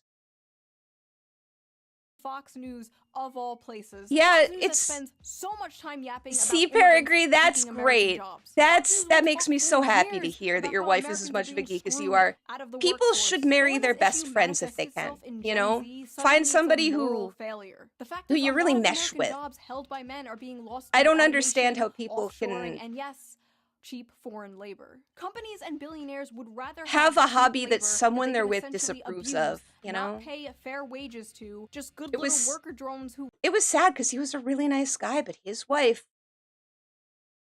she had control over his entire leisure life. won't unionize. Rather than Yeah, the hire whole American world has workers for issues, a living Ralki. It's wage. The cheaper interesting. the labor they hire, the A lot of our issues in America you end up with these two extremes like that, and everybody in the middle's like, what do you stop? We're just trying to live our lives. And on the TV, you've got these two sides just essentially they end up saying the same stuff in different ways and yelling at each other constantly. It's exhausting. Bernie Sanders called open borders a Koch brothers conspiracy. Open borders? Open borders. That's a Koch brothers proposal, which says essentially there is no United States. But it Anybody it can, would make a excuse lot me, of global poor richer, wouldn't it? and it'd make everybody in America poor. Then you're doing away with the concept of a nation state. Where'd that guy go? A lot of these jobs being taken are jobs traditionally held by men, like construction and factory jobs, manual labor work. But it's not just manual labor jobs, it's also the tech industry and business industry, which are careers also mainly held by men. There are many examples of this, such as Microsoft recently cutting thousands of American workers while requesting 14,000 more H-1B workers this year. Some of those job positions include data scientists, which are 70% men, software developers, which are 80% men, and electronic engineers, which are 90% men, and many more like that. Another example of this was Tesla, where roughly 15,000 American employees were fired in April 2024, and many were replaced with H-1B visa holders. On Twitter, Elon Musk and Vivek Ramaswamy tried to chalk this up to these immigrants just simply being the best and the brightest. Okay, so your mother doesn't get geek stuff, but your dad... Okay, so he read The Hobbit to you. And many women, including my mother, have more trouble with abstract thought, i.e. imagining unreal things. They see hobbies built around such things. They don't get it and see it as a way. That's interesting. That's really interesting, Peregrine. That... I guess I hadn't thought of it like that before. See, I have trouble with abstract things because I can't imagine in images. I don't have that ability. But the fact that I'm gonna think about that, that's interesting. I hadn't considered that side of it before.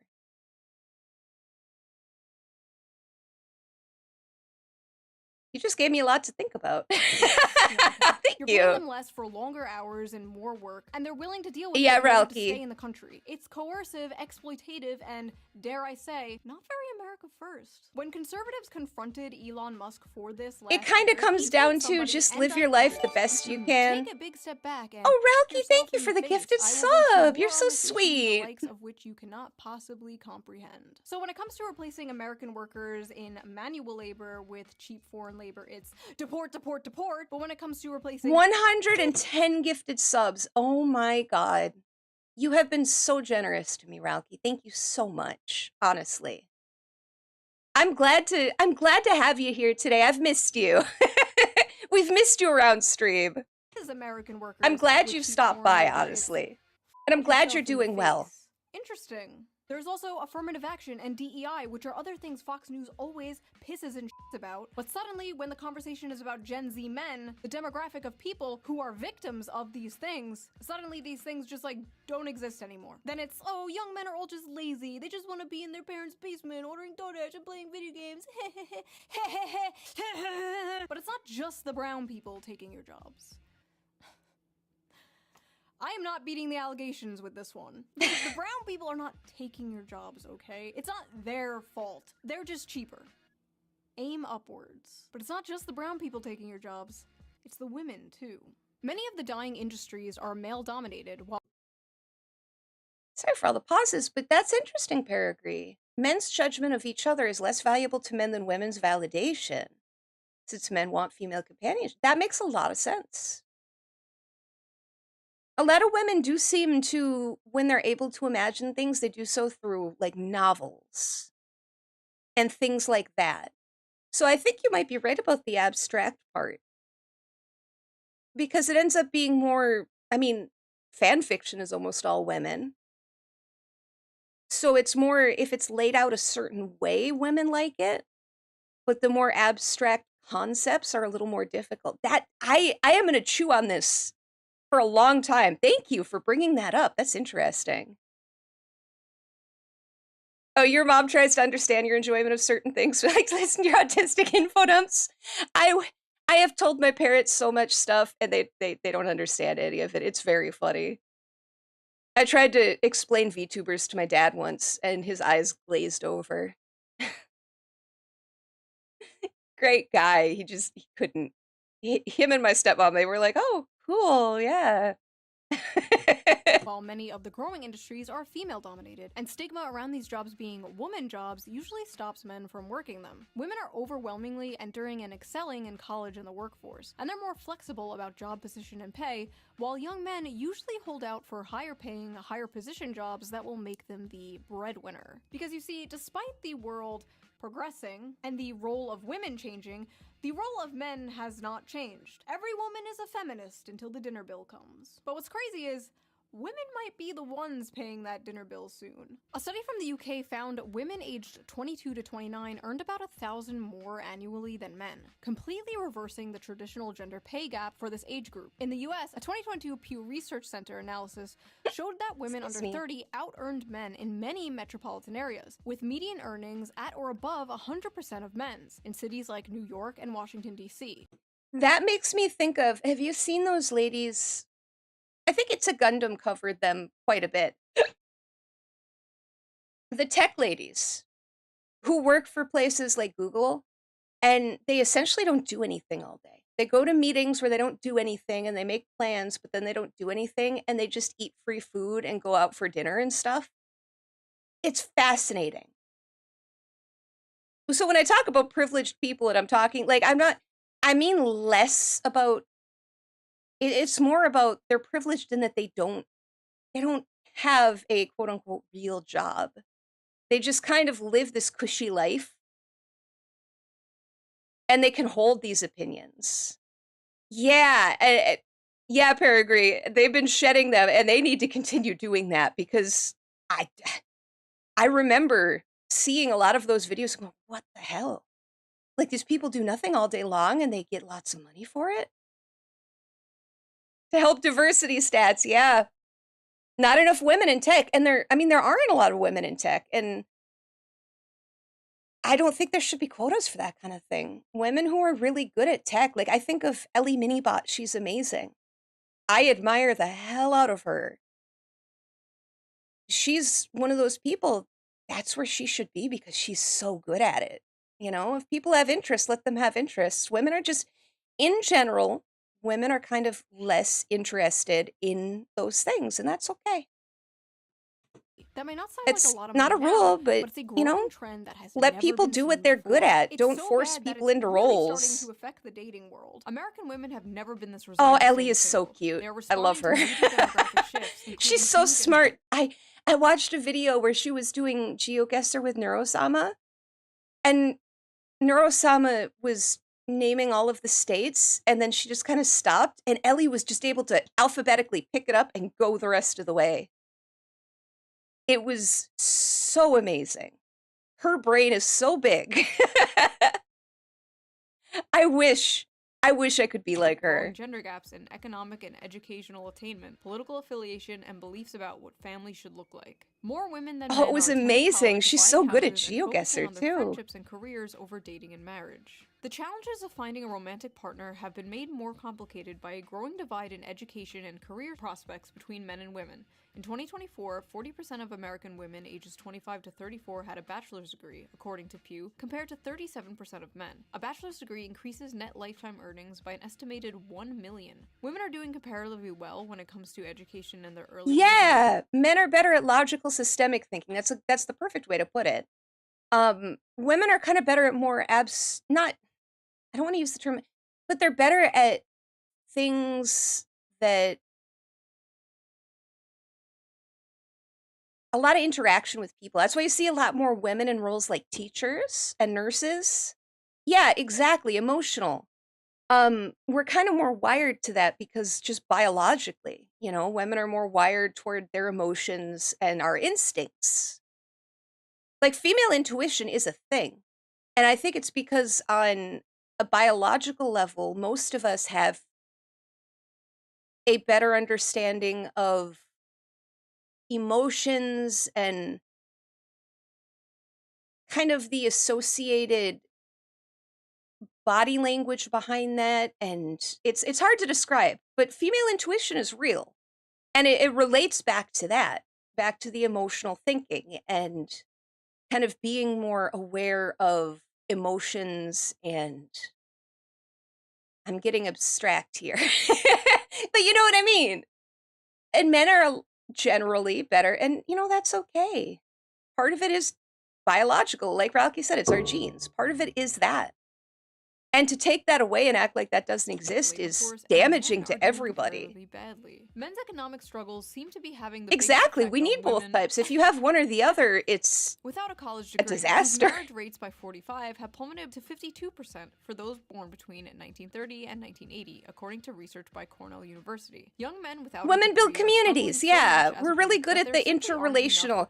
Not all of us. I mean, I'm terrible at it, but like women are generally interrelational. We talk with each other. We create groups a lot easier. Their biology, and they are making their own money, sometimes more than men. They can have it all. They can do anything. They can be anything. While at the same time, men are still expected. I kind of love men hanging out. I kind of love dudes just being dudes. But I've always been a little bit more masculine, a little bit leaning more toward that. I love watching guys just getting each other. It's cute. It warms my heart and makes me feel fuzzy to watch guys hanging out together. Like, my friend group is all dudes.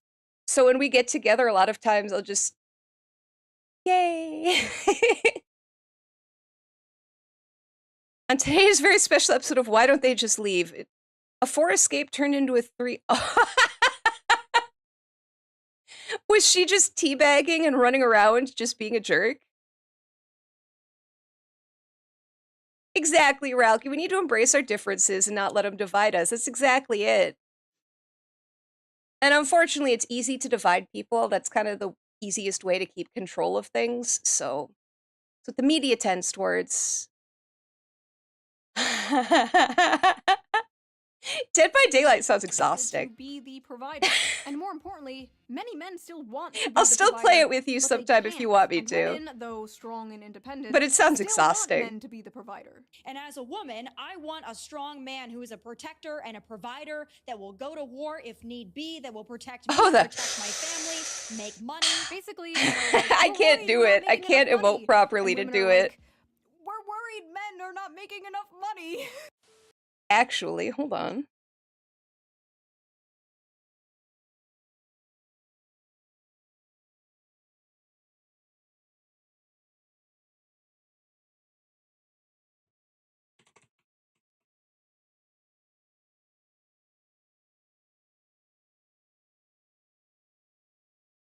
I'm just trying to find a video of him being him, but...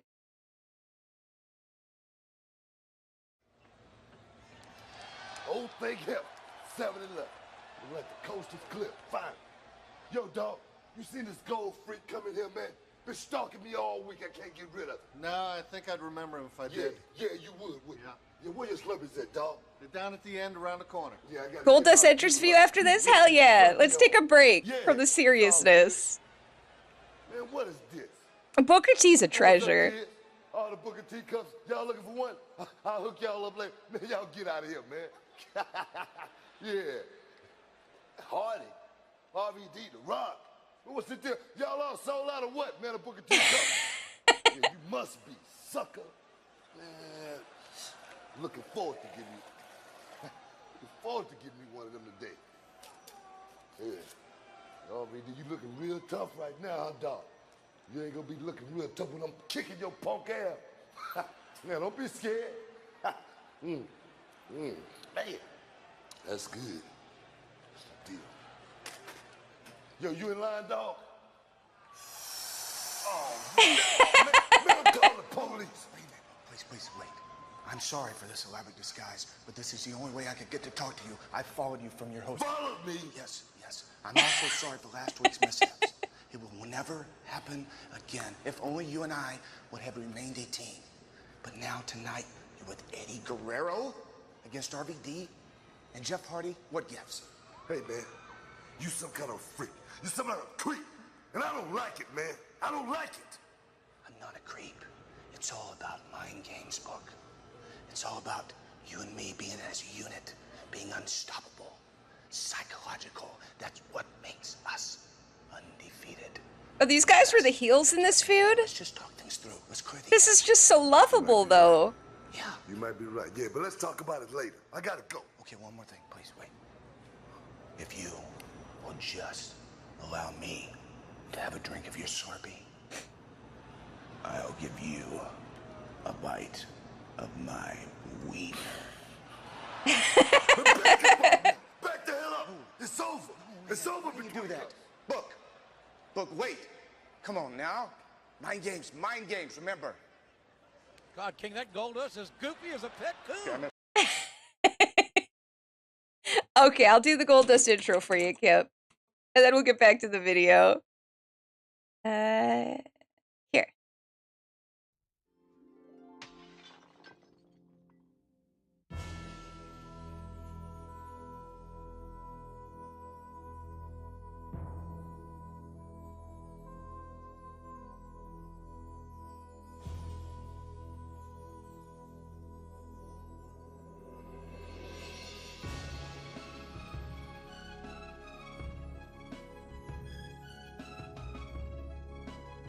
Is this the right one? Or is this the earlier one? Yeah, because his dad's the American dream. So Shattered Dreams.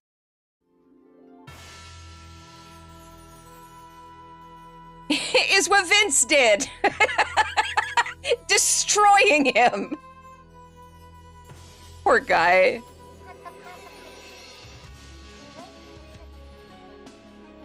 This looks like mid-2000s Gold Dust, doesn't it?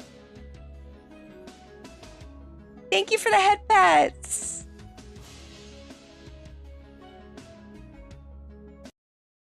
Dude, Cody is amazing.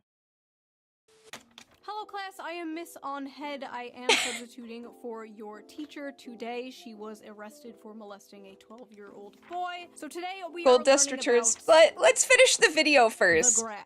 We did This stop is in the middle of a growth video. It's in just a long productivity video. Versus hourly compensation graph. It becomes And this brings Kipster almost loves everything bad happening in society Kipster loves Gold back Dust. to this graph. As you can see, Alright, you gonna tidy the apartment a little, but you listen to headphones. Thank you, Ralki. Barely grew over the same time period. Notice they tracked very closely up until around 1972. Now, what happened around 1972, class? Well, the top marginal tax rate was reduced from 70% in 1964 to 50% by 1981. The federal minimum wage began to stagnate. Income going to the 1% rose from 9% in the 60s to 16% in 2023. CEOs also went from making 20 times more than the average worker to making 350 times more than the average worker. Anything else? Anything else happen around 1972? Yes, Jimmy, that is correct. Women joined the workforce around this time, but we don't have to get into that today. The fact is, hard work no longer guarantees success, and the will to work is tied to the fruits of your labor. Have fun in your match! Today because 90% of that fruit is rotten. Now, is there some truth to modern young people being lazy? Sure, I guess. Every generation had lazy people. And we do basically live in late-stage mouse utopia, after all. Young people today are faced with two options: revolution or escapism. And a lot of them are choosing escapism. Many have basically given up, but it's not like they didn't try. They tried and they found out the juice just isn't worth the squeeze, whether it's college, dating, or the job market. And in a way, many young men are Exactly, Paragraph. the never before seen large shift rightward in young men is a small revolution in a way. They're Exactly. saying, this isn't working for me. This sucks. I hate this. I want something different. This is also manifesting on the Democrat side in general. The young men that are still voting left are voting further left. You saw this recently in New York City, where Zoran Mamdani, a self-proclaimed Democratic Socialist, won the Democratic primary. Young men are tired of the establishment, left and right. They're tired of the system, and they want to burn it down and start again. They want something that works for them, because this is not working for them. If you wake up one morning and you find yourself in a society where 23-year-olds with 4-year college degrees and like initiative who aren't smoking weed every day, if they can't make enough to buy a car, much less a home, much less get married, much less have children, then why should you be surprised when half of them say they prefer socialism? Huh. Fox News should hire that guy. There is an entire generation of fighting-aged men who are enraged and feel like they have nothing to live for. You should probably start caring. When they saw this airing on Fox News, they saw an angry woman nagging in their faces about how everything wrong in the world is their fault. An all too familiar thing they have been hearing for far too long. But unfortunately for Democrats, nobody under the age of 60 watches Fox News, so this is not really going to have an effect on young men whatsoever. So keep that $20 million. You might still need it, unless we get dragged into another war in the Middle East. If we do get dragged into another war in the Middle East, young men might come running back to the Democratic Party. Maybe not. Maybe not even a George Bush II electric boogaloo will have men coming back to the Democratic Party. Hopefully we don't find out. And as I'm editing this right now, a lot of young people, even the podcast bros, seem pretty upset about the Epstein thing, but we know Democrats won't take advantage of the situation in order to protect the Clintons, so maybe not even this will save them, but we'll see, I guess. Hold on one second. That's better. So that was that video. What do you think of the male loser epidemic? Do you... Yeah. No, you're right, Paragraph.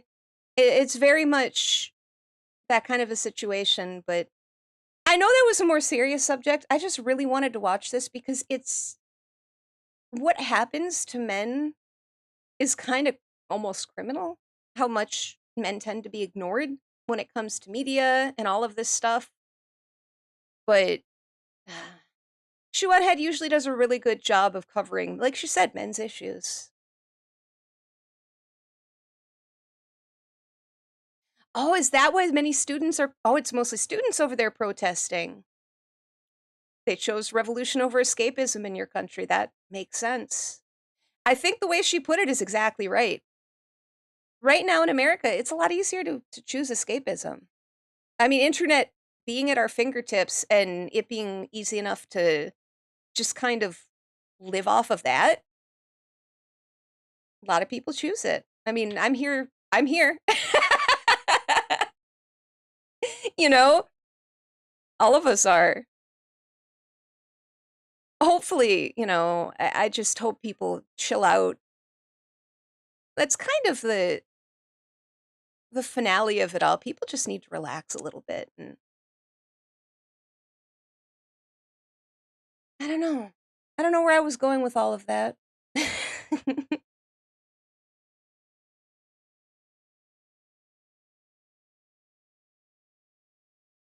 People just need to relax, though. On the other side of things, it's kind of a long video. With the video game music. Oh, here we go. Here we go. Oh yeah, dude, I'm a total escapist. I will escape. I do my job. I do what I need to do. And it used to be I would go role play in online role playing games. Like that has been my life forever.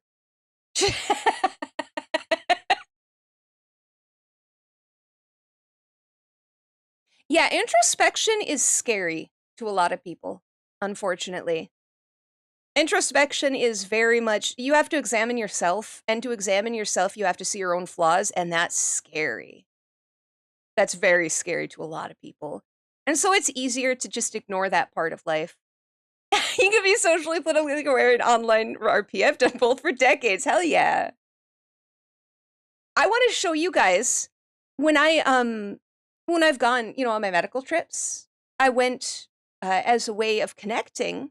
I went to the Mall of America both times, and I wanted to show you the Mall of America. And I love this guy. He's my favorite food reviewer, if you've never seen him. Hell yeah, Peregrine, Neverwinter Nights. I used to do Neverwinter Nights was my first experience in roleplay with Dungeons & Dragons.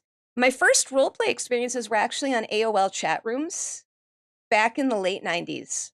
But Neverwinter Nights is where I learned Dungeons & Dragons. That was... Yeah, I can't remember which ones, but I used to do Persistent Worlds Online. I used to roleplay. And that's where I learned all about the Forgotten Realms, and I fell in love with it. Was through Neverwinter Nights. Maybe I'll play Neverwinter Nights when I'm done with the Baldur's Gate series. I might do that, because it's been a long time. That one doesn't sound familiar, but that's so cool to hear. There were so many fun, cool, Persistent Worlds. I always move towards playing evil characters. I like to create an evil character that's very, Oh, it wasn't Forgotten Realms based? Yeah, I did Forgotten Realms based ones. But I liked to play evil characters who people couldn't just dismiss. Well, I wouldn't play the cackling evil characters. I like to play neutral or lawful evil. Or even ones that are just on the border of evil. That, like, a paladin couldn't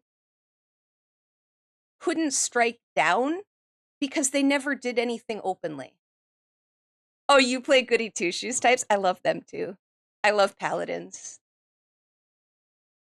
I like the extremes on both sides of that with roleplay. It's so fun. In this video, We've come to not only the biggest mall in the USA, but we've come to the biggest mall in the world. If you went to every store and every restaurant, you could only spend something like 4 minutes at each one. Here, I will attempt to spend over $100 on mall food. This is a place I could not resist going into because it's called Wahlburgers. This used to be my favorite restaurant, Wahlburgers. But first, let's back up. If you didn't know, this place is called the Mall of America. And it's I love the Mall of America. It's so fun. The Mall of America has more than 2.7 million feet of retail space. There are over 520 stores, over 50 restaurants, and behind me, there's a freaking amusement park. If you went to every mall and every restaurant in one day in this place, it would take you the whole day, I guess. If you went to every store and every restaurant, you could only spend... This guy's so fun, by the way. If you've never seen Best Ever Food Review Show, you should. He's delightful. Go to Applebee's, boom, $100. That used to be casual dining. Now it's casual. Can I have that hundo, please? I looked at some of the menus. I looked at some of the restaurants already. This place is not super expensive. There are no caviar restaurants. Maybe they have sushi that someone mailed here from Boston. But today, I'm going to start with the most affordable food and build up to the most expensive food that I can find in this mall. Let's move. Someone said, why is the Mall of America successful? Good question. There's only 10 people here today. Is Mall of America losing money? You know what? Today they're not. Boom, we've come to our first location right here. We are in the amusement park area right now. I came here first because I knew they'd have a lot of fair type food, and that is some of my favorite food. Behind me, snacks and drinks. That's the name of the place, I guess. They had a lot of typical stuff. Dippin' Dots. They have a place here that sells taiyaki. I was so happy. You know, those little fish, those little, like, Japanese fish shaped. They're almost like waffles. That doesn't sound inclusive at all. All right, let's open it up. Oh, is it quiet? Thank you for letting me know, Fiora. Sorry. Nuts were alive. Complete nut coverage. It's so hard Now to compare tell it to that. because Wow, what happened? I don't want it to be too loud, but I can't hear the... Also, hello! I can't hear the comparison. There is a hint of nuts. I think even if you had a nut allergy, this wouldn't even kill you. There's so few nuts. The banana texture, when it's frozen, pretty good. Overall, satisfying. This is a quick start. We have a lot more food to find. We're trying to get to $100 for only 5% of the way there. Perigrees sent you. Well, hello! Welcome in. So as we're walking around the amusement park looking for more food, let's talk about this place. This used to be called Camp Snoopy. Now it's Snoopy. Nickelodeon Universe. So you'll find all the Nickelodeon IP here. SpongeBob, Dora the Explorer. Once upon a lot of time. stuff I don't recognize. I'm getting old. What's special about this amusement park is that it's I'm always inside. afraid to press the pause button because if I do that in OBS, there's a high chance I'll stop streaming by accident if I use the space bar. So I'm very, very scared. But I used to live, at one point in my life when I was much younger, I lived near this place. And it made me so happy when your local mall is like this small. Because if you live in the area of the Twin Cities, like I said, I don't live there anymore, but I used to live there a long time ago. If you live there, basically anything is within a half-hour drive, including the Mall of America. So it's kind of your local mall if you want it to be. It's really important for Minnesota. Because Which was here in pretty Minnesota, cool. We have about 6 months of winter. So for about half the year, you are not going to an outdoor amusement park. But here you can come in and enjoy year-round. So we have just wandered into the Barbie Cafe. I am slightly out of place because I don't have children. Luckily, my wife is holding the camera and she's giving me that slight bit of credibility that I need right now. Otherwise, this is how you end up on a list. The menu. Mains, shareables, desserts, and more. But they even have cocktails? Shout out to the parents who bring their kids here and then just get wasted. Today, I'm going to be getting some pink pancakes. You know what's funny, Vior? I think that's because after I hit start streaming in OBS, I don't touch anything else. So I think it's a me problem.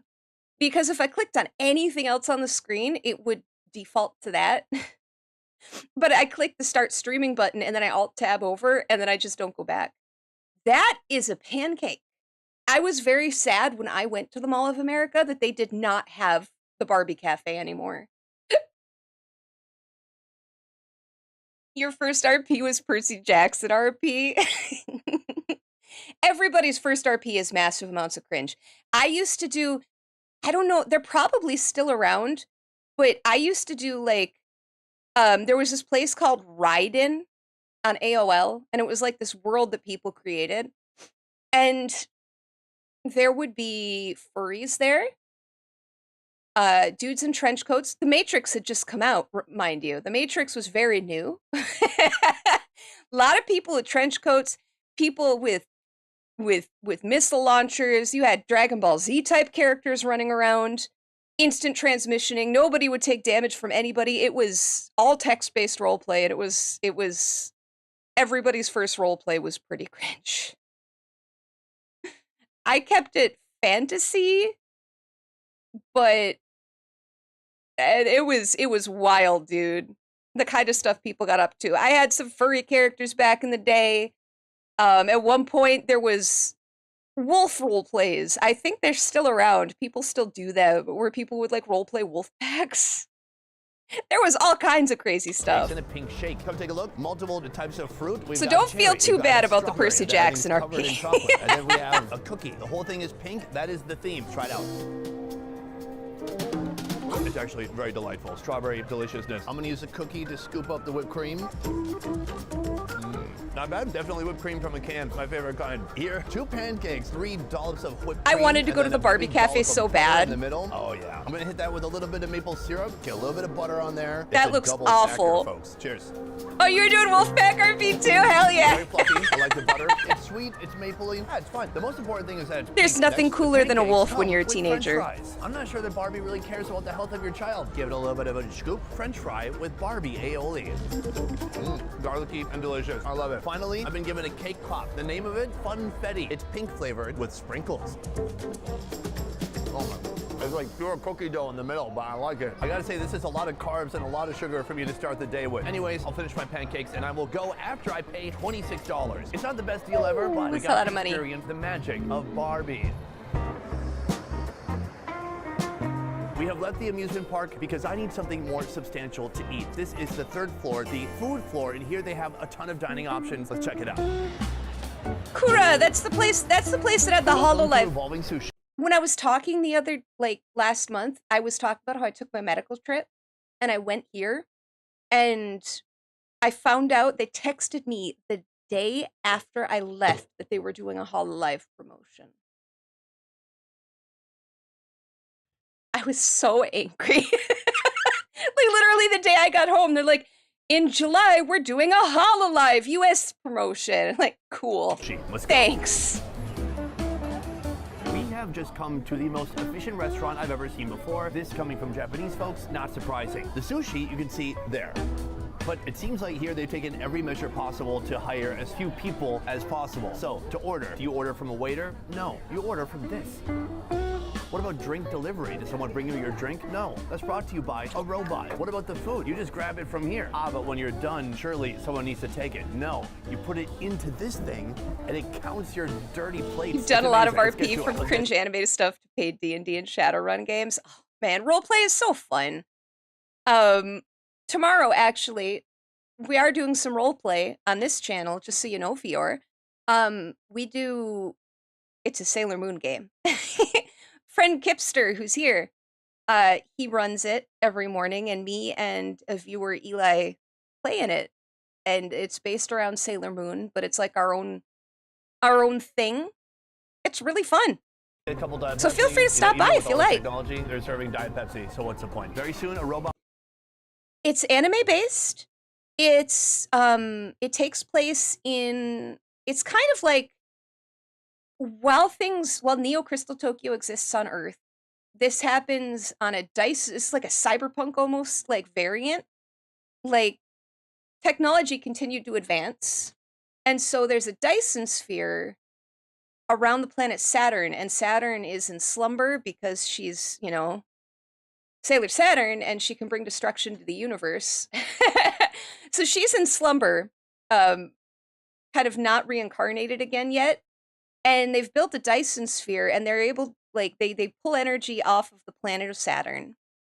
And the moons around Saturn have civilization on them. And they're mining these artificial sailor crystals, soldier crystals, star seeds. But they're artificial. They're not real, but they can mimic people becoming sailor soldiers. It's a whole thing. It's very fun. And so our characters are these artificial sailor soldiers that have been created by these mega corporations that exist around Saturn. And our whole purpose is essentially to mine for these crystals and work for these mega corporations. And so when we, there's going to be a lot of political intrigue between these companies because they essentially exist without input from Neo Crystal Tokyo and all of that. They kind of do their own thing in this part of the galaxy. Thank you so much for joining the show, Vior. I really appreciate it. Yeah, Kipster has put a lot into this story. Like, a lot of work. It's very, very cool. I'm very, very happy with it. And I hope to maybe see you tomorrow. We do it every Saturday. Or every Saturday that we can. Most Saturdays. We've had to miss one, and that was my fault.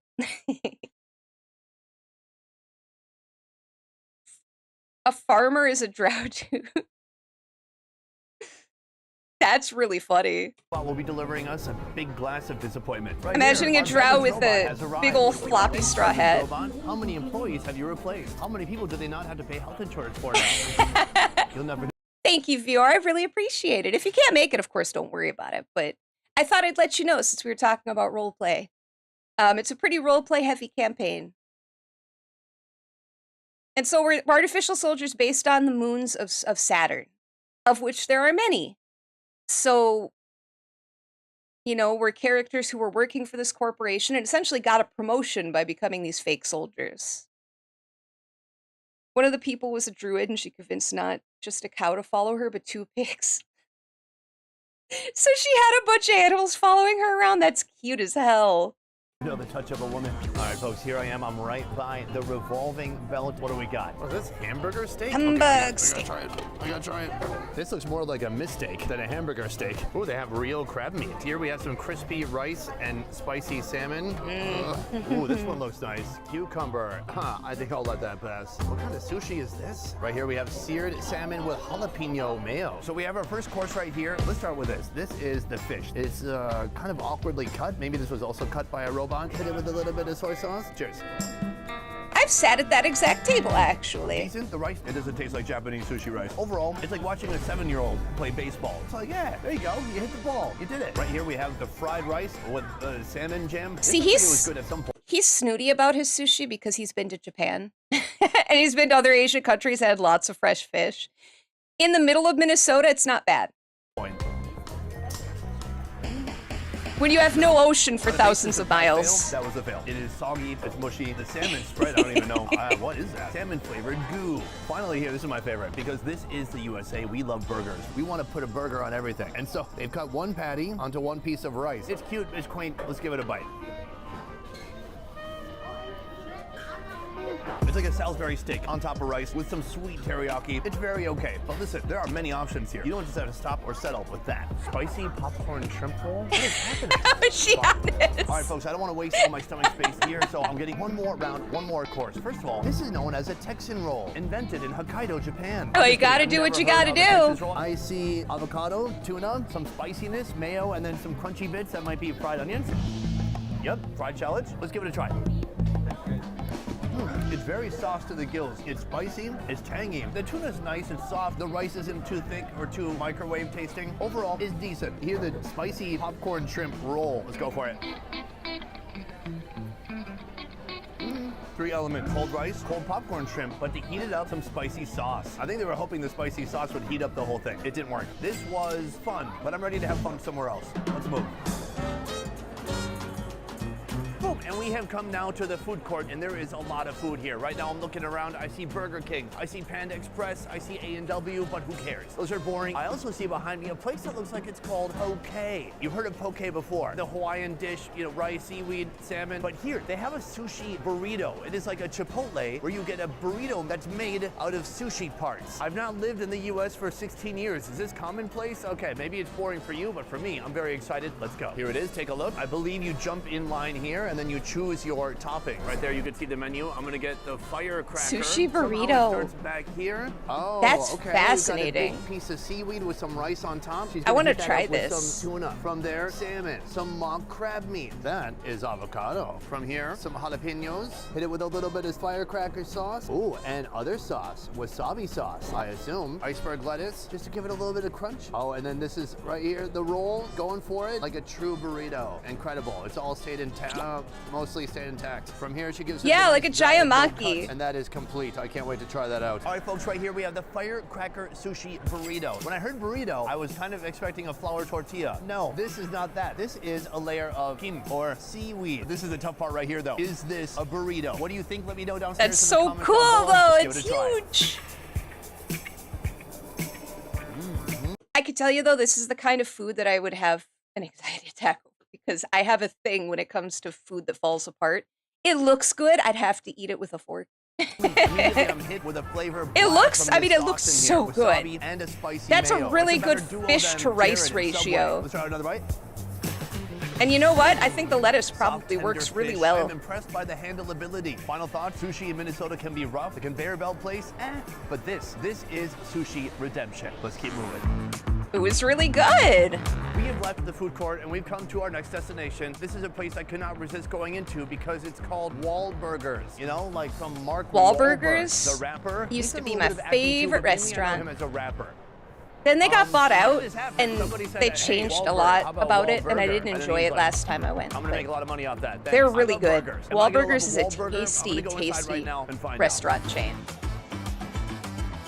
Let's get Wahlburgers. It sounds like a kitchen creation of Folks, I Mr. got the King menu right here, Cobra. and I gotta say, it is pretty simple. There's not a lot of options, and it's I don't even want to cheap. imagine The what kind most of sushi expensive burrito burger he'd that come I up see with. is $12, so that's super reasonable, especially in the Mall of America. As much as I love coming back to the USA to eat junk food, one thing that makes me sad is that all the typical kind of American restaurants are all burgers, sandwiches, salads, wraps, the end. And that's kind of what this is. It's burgers, but you know what? It's called Wahlburgers and not Wall fried Ham rice. roast beef. Ooh, That that being sounds said, I do see amazing, one thing that does really Peregrine. stand out, the jalapeno bacon. I'm holding off to eat because at the theater when I watch Superman, I'm gonna get a pretzel because they sell pretzels.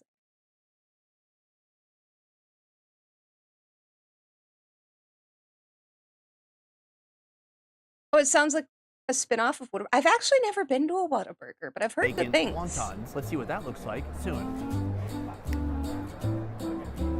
And then it appears. These here are the most unique items I saw on the menu. First of all, let's talk about this. Their tater tots are really good though. Yeah, I've been to Washington. Oh, they're southern. See, I've been to Florida, but I know that that's technically people don't consider that part of the South. I have never been to any other southern state.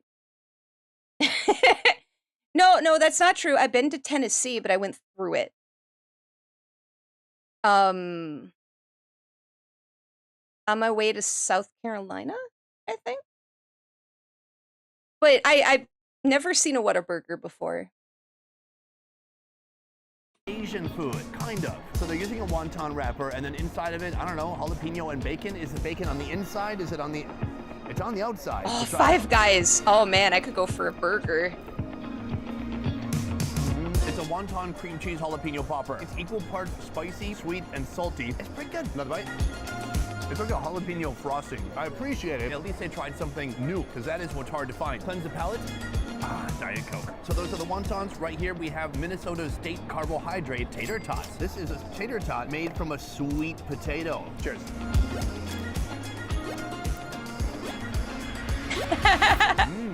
Not super crunchy. It's been hanging out for a little while because we had to get a lot of sexy food shots. Ooh, sexy food shot compilation.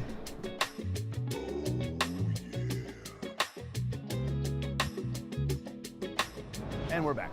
So it's almost steamy, maybe almost soggy on the inside. That being said, it's yummy. I like it. Last, we have some protein. So basically, it's a burger, but between Maybe I'll two get a pieces of burger bread. for We've got dinner melted tonight. I really want a cheese. We've got burger. tons of sauce, 2 beef patties, bacon, and cheddar. Let's go for it. Oh, that looks so good. Very respectable. Juicies, the patties are well seasoned. Nice crispy bacon, some tangy sauce, a little bit of a pickle to offer a little bit of sourness.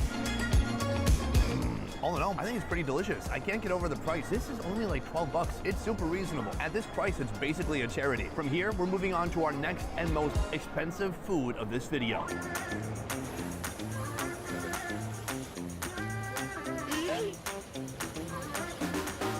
Ladies and gentlemen, we have come to our final destination, but there was a challenge before we got here. Just across the way, Cadillac Ranch. There, they say they are serving Rocky Mountain oysters. What are those? Those are bull testicles. My favorite. Okay, so let me tell you a story real quick. This place, that Cadillac Ranch place, I think it's called. I've tried to eat there before. I didn't end up doing it. So I actually have Rocky Mountain oysters here at home. When I reach 400 followers, they will be part of a challenge I do for that celebration stream. I'm determined to try them somehow. They're probably disgusting, but it's one of those things that I've worked up in my head so much that I want to just get it done with. I want to eat them. I want to eat those oysters. Favorite kind of testicles. Why? Because they're gigantic. And, well, elephant testicles are illegal to eat. So what happened? I went there, I sat down, I tried to order them, and they said, sorry, no mas. So we did the next best thing. We went across the way here to Crave, the fanciest restaurant, perhaps, in all of the Mall of America. Here, it's a mix of American and Japanese. This is actually our third Japanese spot today. But that is also going to be the most expensive spot of today because they have one menu item here that costs $130. What is it? We're going to find out soon. But first, some appetizers.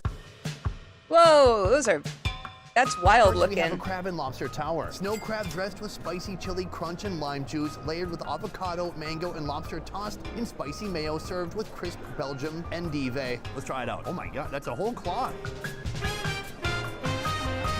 Sweet and delicious. The temperature did surprise me, but the waitress told me when I ordered it, she said, it is cold, just so you know. That being said, I still like it. This is like a layer cake. Give me time, Rocky. Give me time. Honestly, pickled pig's feet is something that I am probably going to try sometime. I've been obsessed with them since I was a child. So don't count out bugs yet, sir. And I ruined it. I regret everything. This is a big pile of deliciousness. It looks like there's some mango in there, maybe some It looks crab, some tasty. sauce, I just wish I don't like crab. Okay. It's chilled. It's too sweet. The foundation I don't like of the whole sweet thing meats. is avocado. There's carrot. It is fresh and refreshing. It's basically a bunch of fruit, avocado, seafood, and mayonnaise. Our second contender right here. This is the lobster mac and cheese. Lobster meat sauteed with garlic and diced tomatoes, deglazed with white wine, tossed with cavatappi and a fontina. I wish I liked crab. And lobster cream sauce, finished with toasted seasoned I know I'm breadcrumbs missing and out on truffle some oil. really Guys, yummy what is a stuff. Cavatappi and a fontina. I think I've come to too expensive a restaurant. I don't know any of these words. So there are big chunks of lobster in here. In the middle, some of the cheese has dropped down. So I don't want some dry ass noodle at the top. I want a wet and creamy noodle with some lobster meat. There, take a look. Cheers. Oh, this looks so good. I'll throw some respect on that. That's good. The noodles, not quite al dente, slightly soft. There's just a gentle. Me too. I love cheese shrimp. sauce on Shrimp there. is my absolute favorite. It Best might part be is my obviously favorite kind these of big, meat. beautiful lobster chunks. It's just not something you see every day on mac and cheese. I could eat shrimp all the So this time. is our first course, and we're building up to the final course of the day, something that costs $130. What is it? You're about to find out. Oh, Ladies and sushi gentlemen, platter. the greatest hits platter underway right now. That is gigantic. This is without That's a doubt too the most much. expensive food you are going to find in this mall. It is 5 different rolls. She explained it all to You me. could and I share forgot that it with a already. I just ton of remember she said people. King Kong at one point. Let me give it a nice rotation. We have nigiri. We have sashimi. We have different types of tempura rolls. It looks like there's jalapeno on top and maybe even ranch. This one is known as the crunchy roll. I'm going to try that. Pretty good overall. I think it's been hanging out a little bit too long. That's my fault. The shrimp tempura has become more of a shrimp sponge pura. Otherwise, there's a delicious glaze of a sauce on there. Oh, look at this. And you can see the tail sticking out. That is the true sign of a shrimp tempura. Let's go upstairs. Over here, our roll with the jalapeno on top. Oh my God. I've heard of Joe's Crab There's a Shack. cream cheese in the middle. I kind of like it. There's a Minnesota boy in me. Makes me want to go out and pick corn. Wrong season though. Next, let's venture. Yeah, can you imagine? This is 2 people. He ordered this, and there's 2 people with him. Just him and his wife. Some more cream cheese, baby.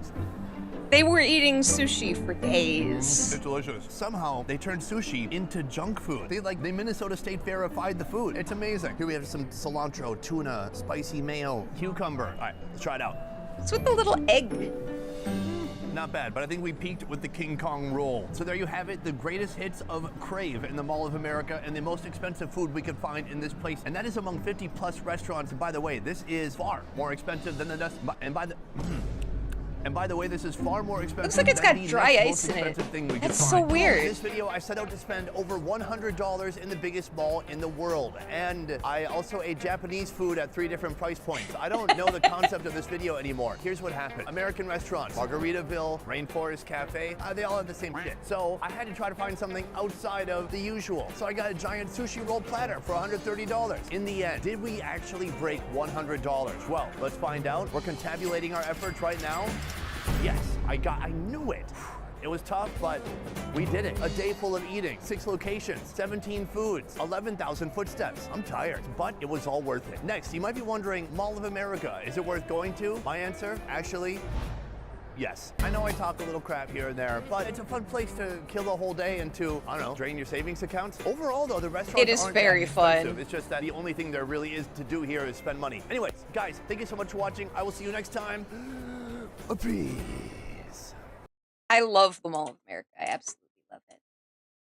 That being said, though, I have a movie in about an hour, so I've got to end my stream so that I can start making my way toward the theater.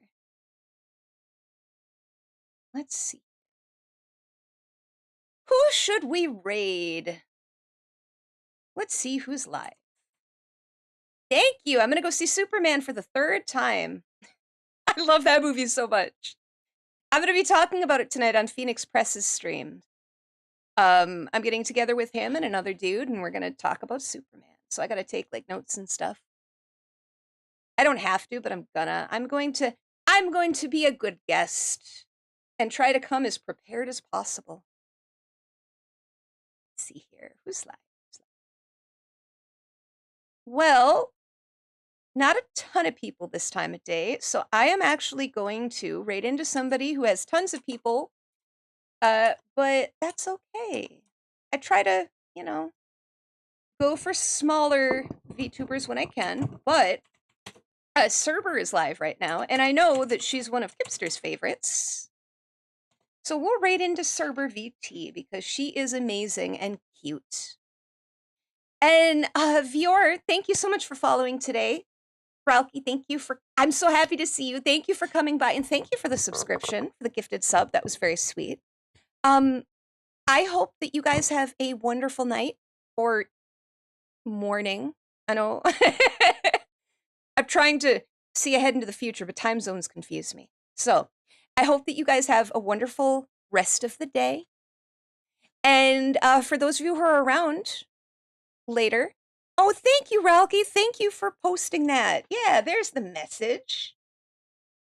And then you guys, I'm terrible at copying those things. You guys have a good time. And if you're around, I'm going to be posting on Twitter later on the link to Phoenix Press's stream over on YouTube. So if you feel like stopping by, feel free. I will see you another time, probably Monday. Or tomorrow. Tomorrow. Take care of yourselves. I'll see you. Bye. Bye-bye.